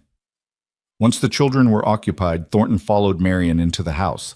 He stood awkwardly in the kitchen, turning his hat in his hands. There's been some trouble in town, he said finally. Franklin Morse was arrested yesterday. Turns out that investigation Judge Morrison ordered turned up evidence of fraud going back years. Morse was taking money from men for placements he never actually arranged and charging women for services he never provided. The territorial marshal got involved. Marion felt relief flood through her. That's good news, isn't it? Mostly. But here's the thing. Tommy Vickers is claiming he paid Morse $200 for your placement. Says he's owed either you or his money back. And since Morse is in jail, he's looking to you for satisfaction. That's absurd. I never agreed to anything with Vickers. I know that, and the law knows that. But Vickers is drunk most of the time these days, and he's been making threats. Sheriff wanted me to pass along a warning. Lucas should probably know, and you should be careful until this all gets sorted out. After Thornton left, Marion stood in the kitchen trying to calm the anxiety rising in her chest. She'd thought this was over, thought she was safe, but apparently the past wasn't quite finished with her yet. She spent the rest of the day in a state of heightened awareness, jumping at every sound, watching the road for riders that didn't come. The children sensed her tension and grew quiet, speaking in whispers and staying close to the house. That evening, as Marian was preparing supper, she heard horses. Multiple horses, moving fast. "Children, upstairs," she said quietly but firmly. "Now." "But," Miles started, "now." Something in her tone made them obey without further argument. Rose started to cry, but Caleb took her hand and led her toward the stairs. Miles hesitated at the bottom, clearly torn between obeying and staying to help. "Go," Marian said. "Lock yourselves in your room and don't come out until I tell you it's safe." She waited until she heard the door close upstairs, then retrieved the rifle from the pantry.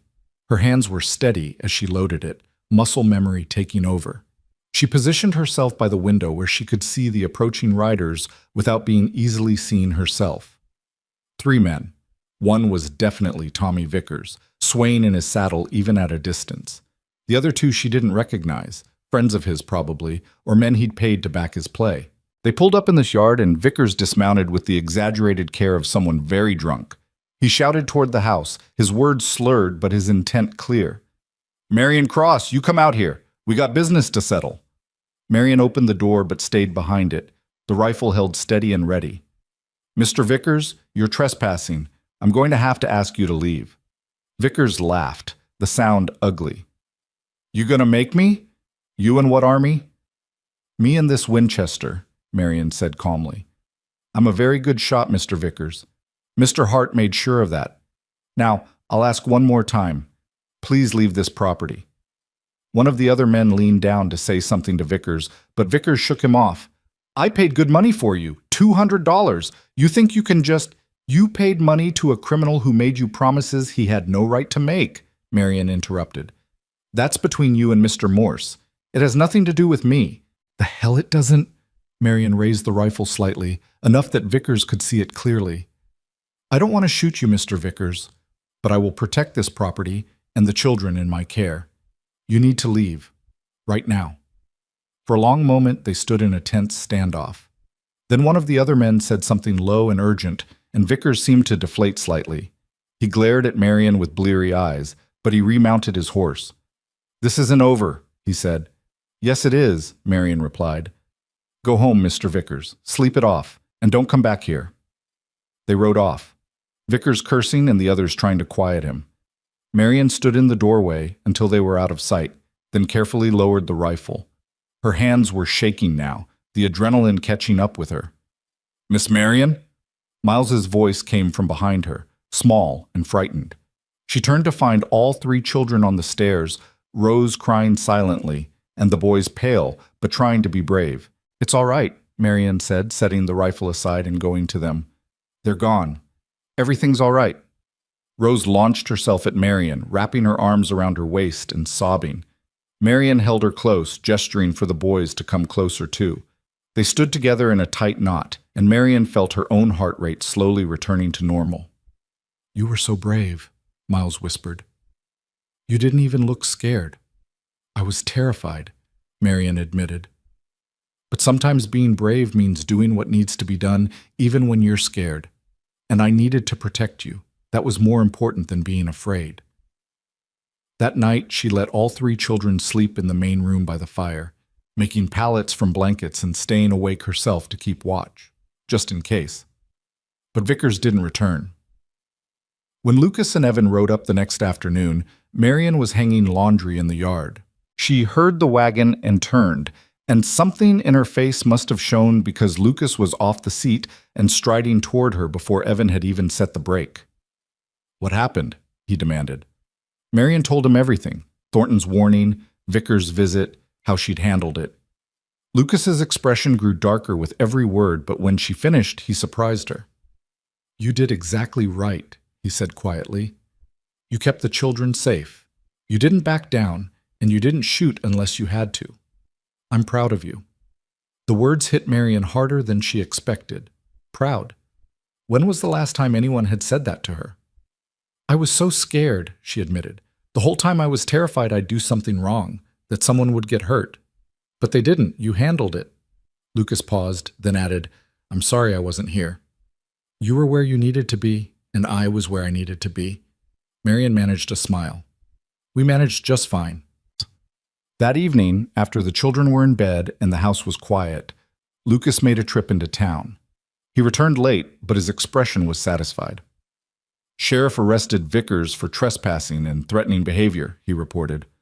He'll spend a few days in jail sobering up, and when he gets out, he'll have a restraining order keeping him away from this property and you specifically. If he violates it, he goes back to jail. This time, it really is over. Marion let out a breath she hadn't known she was holding. Thank you. Stop thanking me. You're part of this family, Marion. Protecting you is the same as protecting any of the kids. It's not something that needs thanks. It's just what we do. Part of this family. The words echoed in Marion's mind long after Lucas had gone to bed. The incident with Vickers seemed to mark a turning point. The children's acceptance of Marion deepened from tolerance to something more genuine. Rose started calling her Miss Mary and began asking her opinion on everything from what dress to wear to what stories were best for bedtime. Miles and Caleb competed for her attention at meals, each trying to tell her about their day first. And Evan, reserved Evan, started seeking her out for conversations that had nothing to do with chores or reading lessons. One evening, he found her mending socks in the kitchen and sat down across from her. Can I ask you something? He said. Always. Do you miss your old life in Philadelphia? Marion considered the question carefully. I miss some parts of it. I had a friend there, Mrs. Chen, who owned the boarding house where I lived. She was kind to me. I miss her. But not the rest? The rest was just existing. I worked, I paid my rent, I went to sleep and woke up and did it all again. It wasn't really living. Evan nodded slowly. Ma used to say that living and surviving weren't the same thing. She said surviving was just getting through each day, but living was finding reasons to be glad you did. Your mother was a wise woman. She would have liked you, Evan said quietly. I think you would have been friends. The simple statement brought tears to Marion's eyes. She reached across the table and squeezed Evan's hand, and he didn't pull away. As November turned toward December, the first snow came.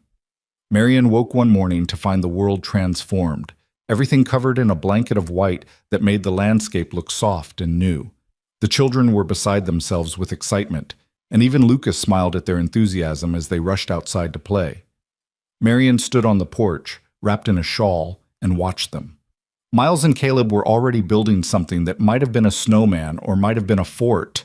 It was hard to tell. Rose was making snow angels, her delighted laughter ringing clear in the cold air. And Evan, trying to maintain his teenage dignity, was nevertheless engaged in a snowball fight with his brothers. Lucas came to stand beside Marion, 2 cups of coffee in his hands. He offered her one, and they stood together in comfortable silence. First snow of the season, he observed. Always feels like a beginning somehow. Does it?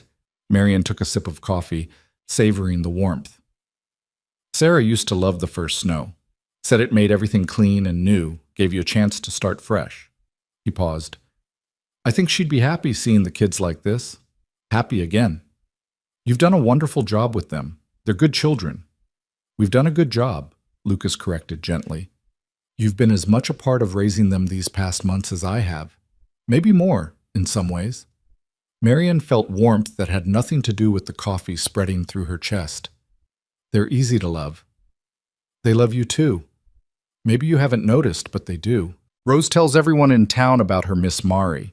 The boys actually do their chores without being reminded because they know you'll notice and say you're proud of them. And Evan, Lucas shook his head with a small smile. Evan defends you like you're his own blood. Heard him arguing with some boys in town who said something disrespectful about you being a mail-order bride who didn't work out.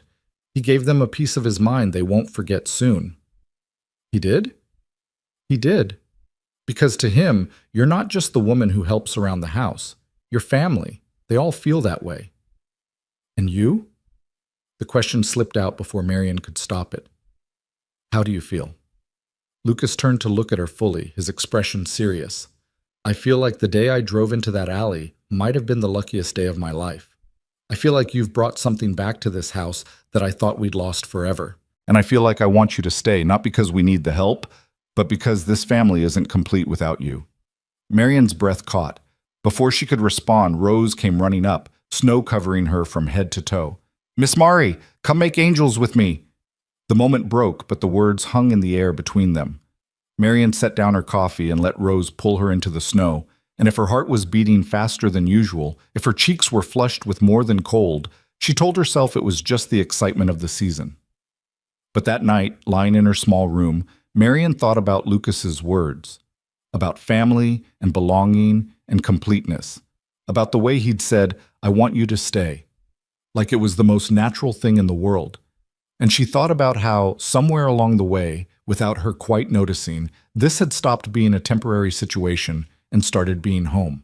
The winter deepened around them like a cocoon, wrapping the ranch in layers of white and cold that somehow made the warmth inside feel more precious. December brought shorter days and longer nights, and with them a closeness that felt both natural and significant. The family gathered around the fire in the evenings, the children doing lessons or playing quiet games while Lucas worked on accounts and Marian mended or knitted. It felt like they'd always been this way, like there had never been a time when Marian wasn't part of this constellation of lives orbiting each other in comfortable rhythm. But beneath the surface calm, something was shifting. Marian felt it in the way Lucas's eyes followed her across a room, in the careful way he never touched her unless necessary, in the charged silence that sometimes fell between them when they were alone. She felt it in her own racing heart when he smiled at her, in the way she caught herself watching him work, in the strange flutter in her stomach when he said her name. She was falling in love with him. The realization came one evening as she watched him teach Caleb how to whittle. His hands were patient and sure, guiding the boy's smaller fingers, his voice low and encouraging. The firelight caught in his hair and softened the hard lines of his face, and Marian thought, with startling clarity, that she would be content to spend the rest of her life watching exactly this, Lucas being a father, being kind, being himself. The thought should have terrified her. Instead, it settled over her like a blessing. But she didn't know what to do with it. Lucas had offered her safety and employment, family and home, but never anything more. He'd made it clear she was free to leave whenever she chose, which meant he wasn't trying to trap her into anything. And maybe that was all he wanted, help with the house and the children, someone to ease the burden of running the ranch alone. Maybe the warmth in his eyes was just gratitude, nothing more. Christmas approached, and with it came preparations that filled the house with new energy. Rose talked of nothing but what present she hoped to receive, while Miles and Caleb argued good-naturedly about whether they'd have snow deep enough for sledding. Even Evan seemed lighter, younger, caught up in the anticipation. "Ma always made Christmas special," he told Marian one afternoon as they worked together in the kitchen. "Even when we didn't have much, she'd find ways to make it feel magical. Decorations from pine branches, special foods, little surprises hidden around the house." "We could do some of that," Marian suggested gently. "If you'd like. If it wouldn't be too painful." Evan considered this, then nodded. "I think Ma would want us to. She always said traditions were how you kept people alive in your heart." So they made preparations. Marian and the children spent an afternoon gathering pine boughs and holly, fashioning them into wreaths and garlands that filled the house with the sharp, clean scent of winter forest. She taught them how to string popcorn and cranberries for the small tree Lucas brought in from the far pasture. They baked cookies using Sarah's recipes, and the house filled with the smells of cinnamon and ginger and butter. Lucas watched these activities with an expression Marian couldn't quite read, something between joy and sorrow, present and past blending together in his eyes. One evening, after the children had gone to bed, he found Marian in the kitchen rolling out dough for more cookies. "Thank you for this," he said quietly, "for bringing this back to them, to us. They deserved it. Every child deserves a little magic at Christmas." Lucas moved closer, his hand reaching out as if to touch her shoulder, then dropping back to his side.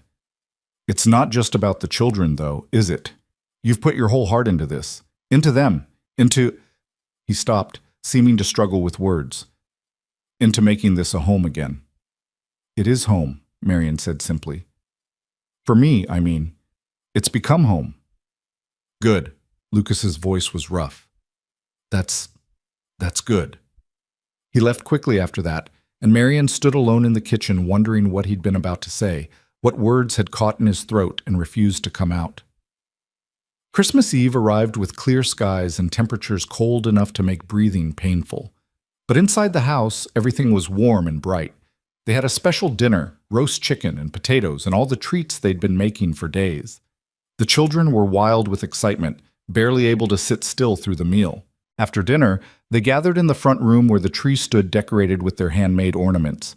Lucas read aloud from a book of winter stories while the children listened with rapt attention.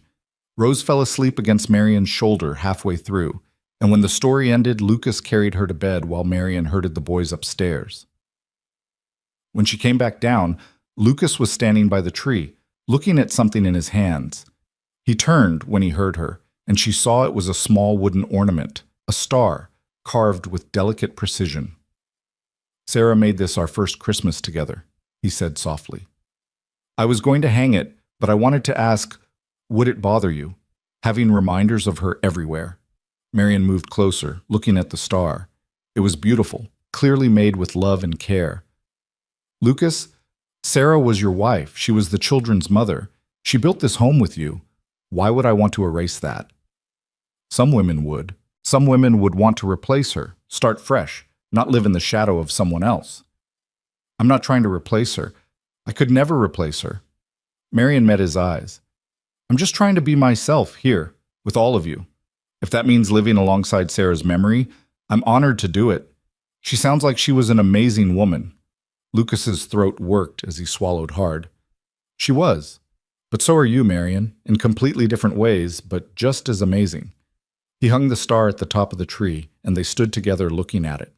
The firelight flickered, casting dancing shadows on the walls, and outside the wind whispered against the windows. "I need to tell you something," Lucas said abruptly. "I've been trying to find the right time, the right words, but there isn't a right time, and I don't have the right words, so I'm just going to say it plain." Marion's heart began to pound. "All right. When I saw you in that alley, I thought I was just helping someone in need, doing the right thing, like anyone should. But these past months, having you here, watching you with the children, seeing you become part of our lives, it's become so much more than that." He turned to face her fully. "You've become so much more than that." "Lucas, let me finish, please." He took a breath. "I know the circumstances that brought you here weren't what you planned. I know you came to Wyoming looking for one kind of life and found something completely different. And I know I have no right to ask for more than you've already given us. But I'm asking anyway." He reached out and took her hand, his fingers warm and slightly rough against hers. "Marry me, Marion. Not because you owe me anything, or because you need security, or because there's any kind of obligation. Marry me because I've fallen in love with you, and I want to spend the rest of my life making you as happy as you've made us. Marry me because when I think about the future, I can't imagine it without you in it." Marion felt tears spilling down her cheeks. "You love me." "I love you. I think I started falling the moment you stood up to Morrison Vickers, all dignity and strength, even when you had nothing. I fell harder watching you with Rose, with all the kids, seeing how naturally you loved them, even when you had no reason to. And I fell completely somewhere in the middle of all these ordinary days, these simple moments of just living life together." "I love you too," Marion whispered. "I didn't know if I should, if I could, but I do. I love you, and I love your children, and I love this life we've built. But Lucas, are you sure? I'm not Sarah. I'll never be Sarah. I don't want you to be Sarah. I want you to be Marion, brave, kind, stubborn Marion, who makes the best apple pie I've ever tasted, and who can outshoot half the men in the county, and who taught my son to love reading again. That's who I want to marry. That's who I love." Marion laughed through her tears. "Then yes. Yes, I'll marry you."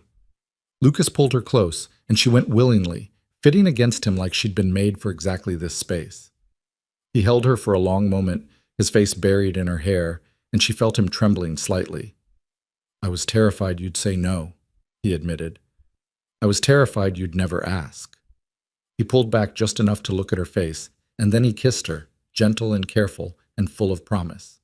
Marion kissed him back, tasting salt from her tears and feeling something in her chest crack open and bloom like spring flowers pushing through snow.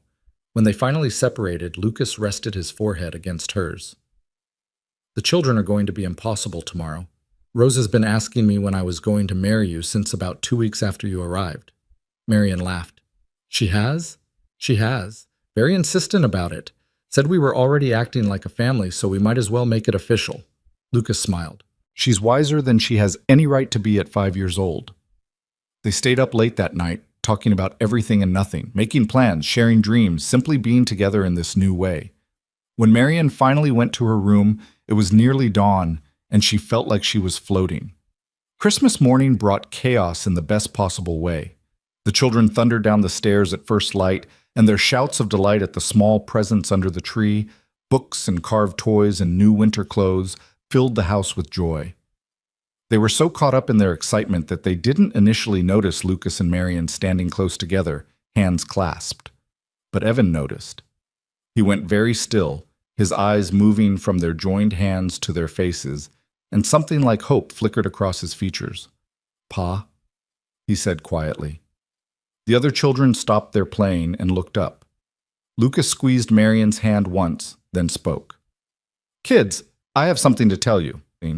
I've asked Miss Marian to marry me, and she said yes. If you all agree, because this is a decision that affects all of us, we'd like to become a real family, legal and official." For a heartbeat, no one moved. Then Rose shrieked with delight and launched herself at Marian, wrapping around her legs and shouting, "I knew it! I knew it! I told Caleb you were going to be our new mama!" Miles and Caleb whooped and danced around, and even Evan was smiling, really smiling, the kind of smile that transformed his serious young face into something bright and unguarded. "So we all agree?" Lucas asked, though the answer was obvious. "Yes!" came the chorus.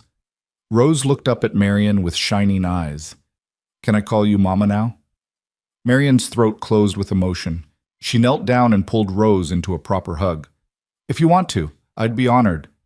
"What about Ma, though?" Caleb asked, suddenly uncertain. "Our first Ma. Does this mean we have to forget her?" "Never," Marian said firmly, looking at each child in turn.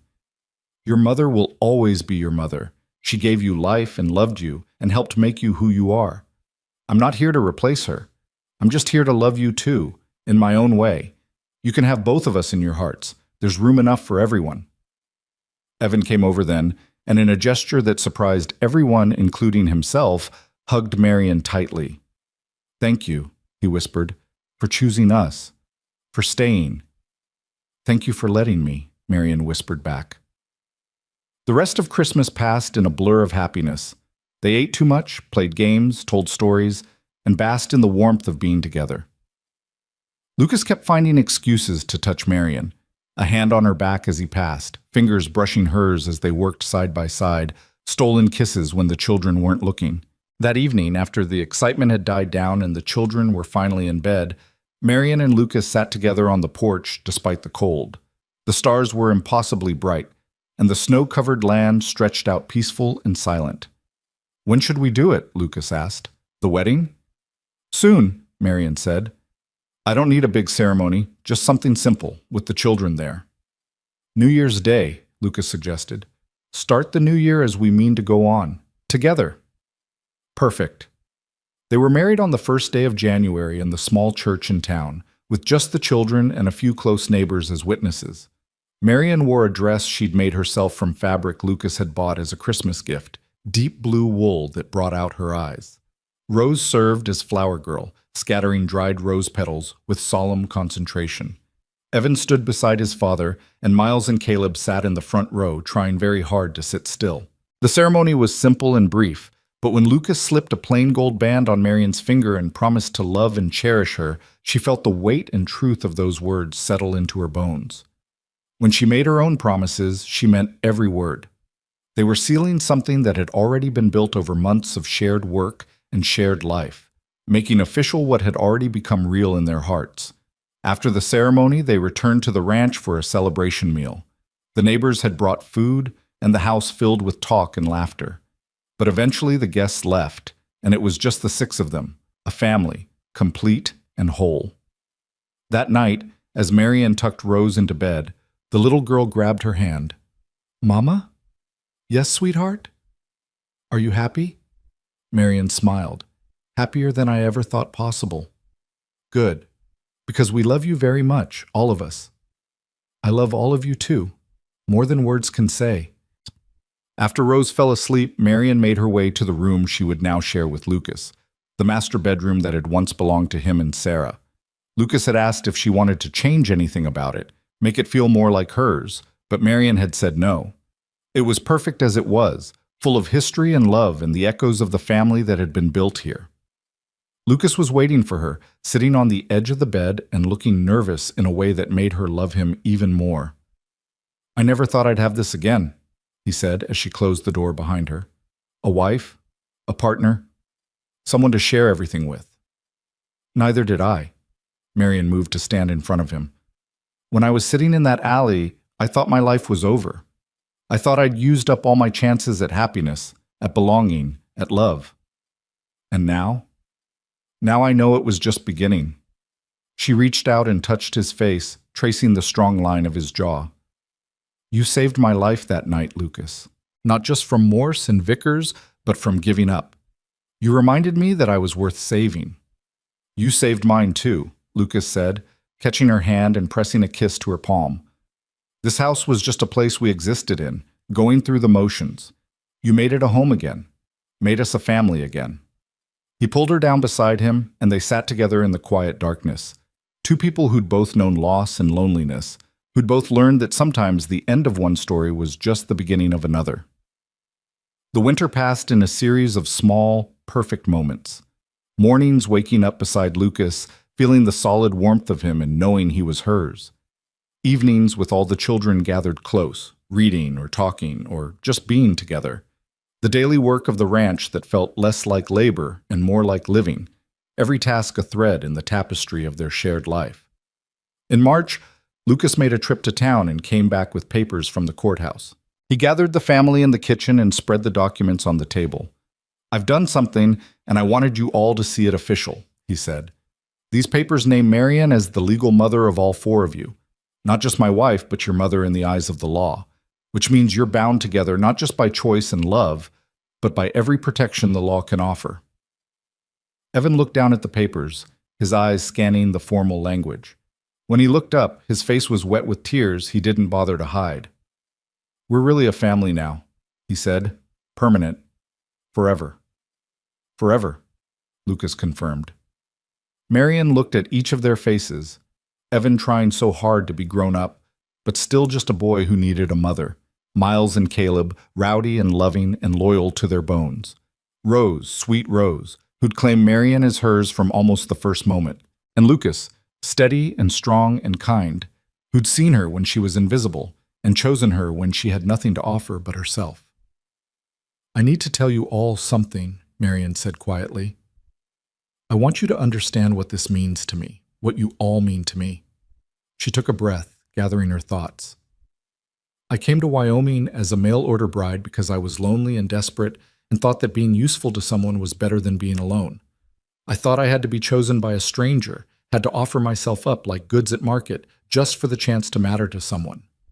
The children were very still, listening. But what I learned, what you all taught me, is that real family isn't about transactions or contracts or being sold to the highest bidder. Real family is about choosing each other every day in 1,000 small ways. It's about staying when things get hard. It's about loving each other, not because you have to, but because you want to. Marian's voice broke, but she continued. I wasn't rescued from that alley. I was chosen. And not just once, but over and over again, every time one of you included me in your lives, every time you trusted me with your hurt or your joy, every time you called me family. That choosing, that being chosen, changed everything. Lucas reached over and took her hand, and the children gathered closer, creating a tight circle of belonging. So yes, Marian finished, we're a family, permanent and forever, and I am the luckiest woman in the world because of it. Spring came, bringing green shoots pushing through the last of the snow, and with it came a sense of renewal. One warm evening in April, Marian stood on the porch watching the sunset paint the sky in shades of pink and gold. The children were playing in the yard, their laughter carrying on the gentle breeze. Lucas came to stand beside her, slipping an arm around her waist. "What are you thinking about?" he asked. "About how different my life is now from what I imagined it would be. About how much better it is." "Any regrets?" "Not a single one." Marion leaned into him, watching Rose try to teach her brothers how to make daisy chains. "Well, maybe one." Lucas tensed slightly. "What's that?" "I regret that I can't go back and tell the woman sitting in that alley what's waiting for her. Tell her that the worst night of her life is about to become the doorway to the best life she could imagine." Marion smiled. "But I suppose she had to go through that darkness to appreciate the light." "We both did," Lucas said softly. "Lost our way, lost people we loved, lost faith that anything could ever be good again, and then found each other." They stood together as the sun slipped below the horizon and the first stars began to appear. Inside the house, the lamplight glowed warm and welcoming. The children's voices rose and fell in the rhythm of play and happiness. Somewhere in the distance, a nightbird called. This was home. Not the place she'd been promised by a stranger's advertisement, not the desperate grasping for security she'd thought she needed. This was real, messy and beautiful, and earned through showing up day after day, through choosing and being chosen, through love that grew from shared work and shared life. Marion Cross Hart had come to Wyoming with nothing but a carpetbag and fading hope. She'd been rejected, stolen from, threatened, and nearly broken. But she'd also been seen, protected, valued, and ultimately loved. She'd been sold like cattle and abandoned like trash. And then a cowboy had said 4 simple words that changed everything. "Get up, you're coming home." And she had. She'd gotten up, she'd come home, and in doing so, she'd found something more precious than she'd ever dared to dream. Not just shelter or security, but belonging. Not just a roof over her head, but a place in hearts that would hold her forever. She'd been chosen, and this time, the home she'd stepped into had chosen her back. That made all the difference.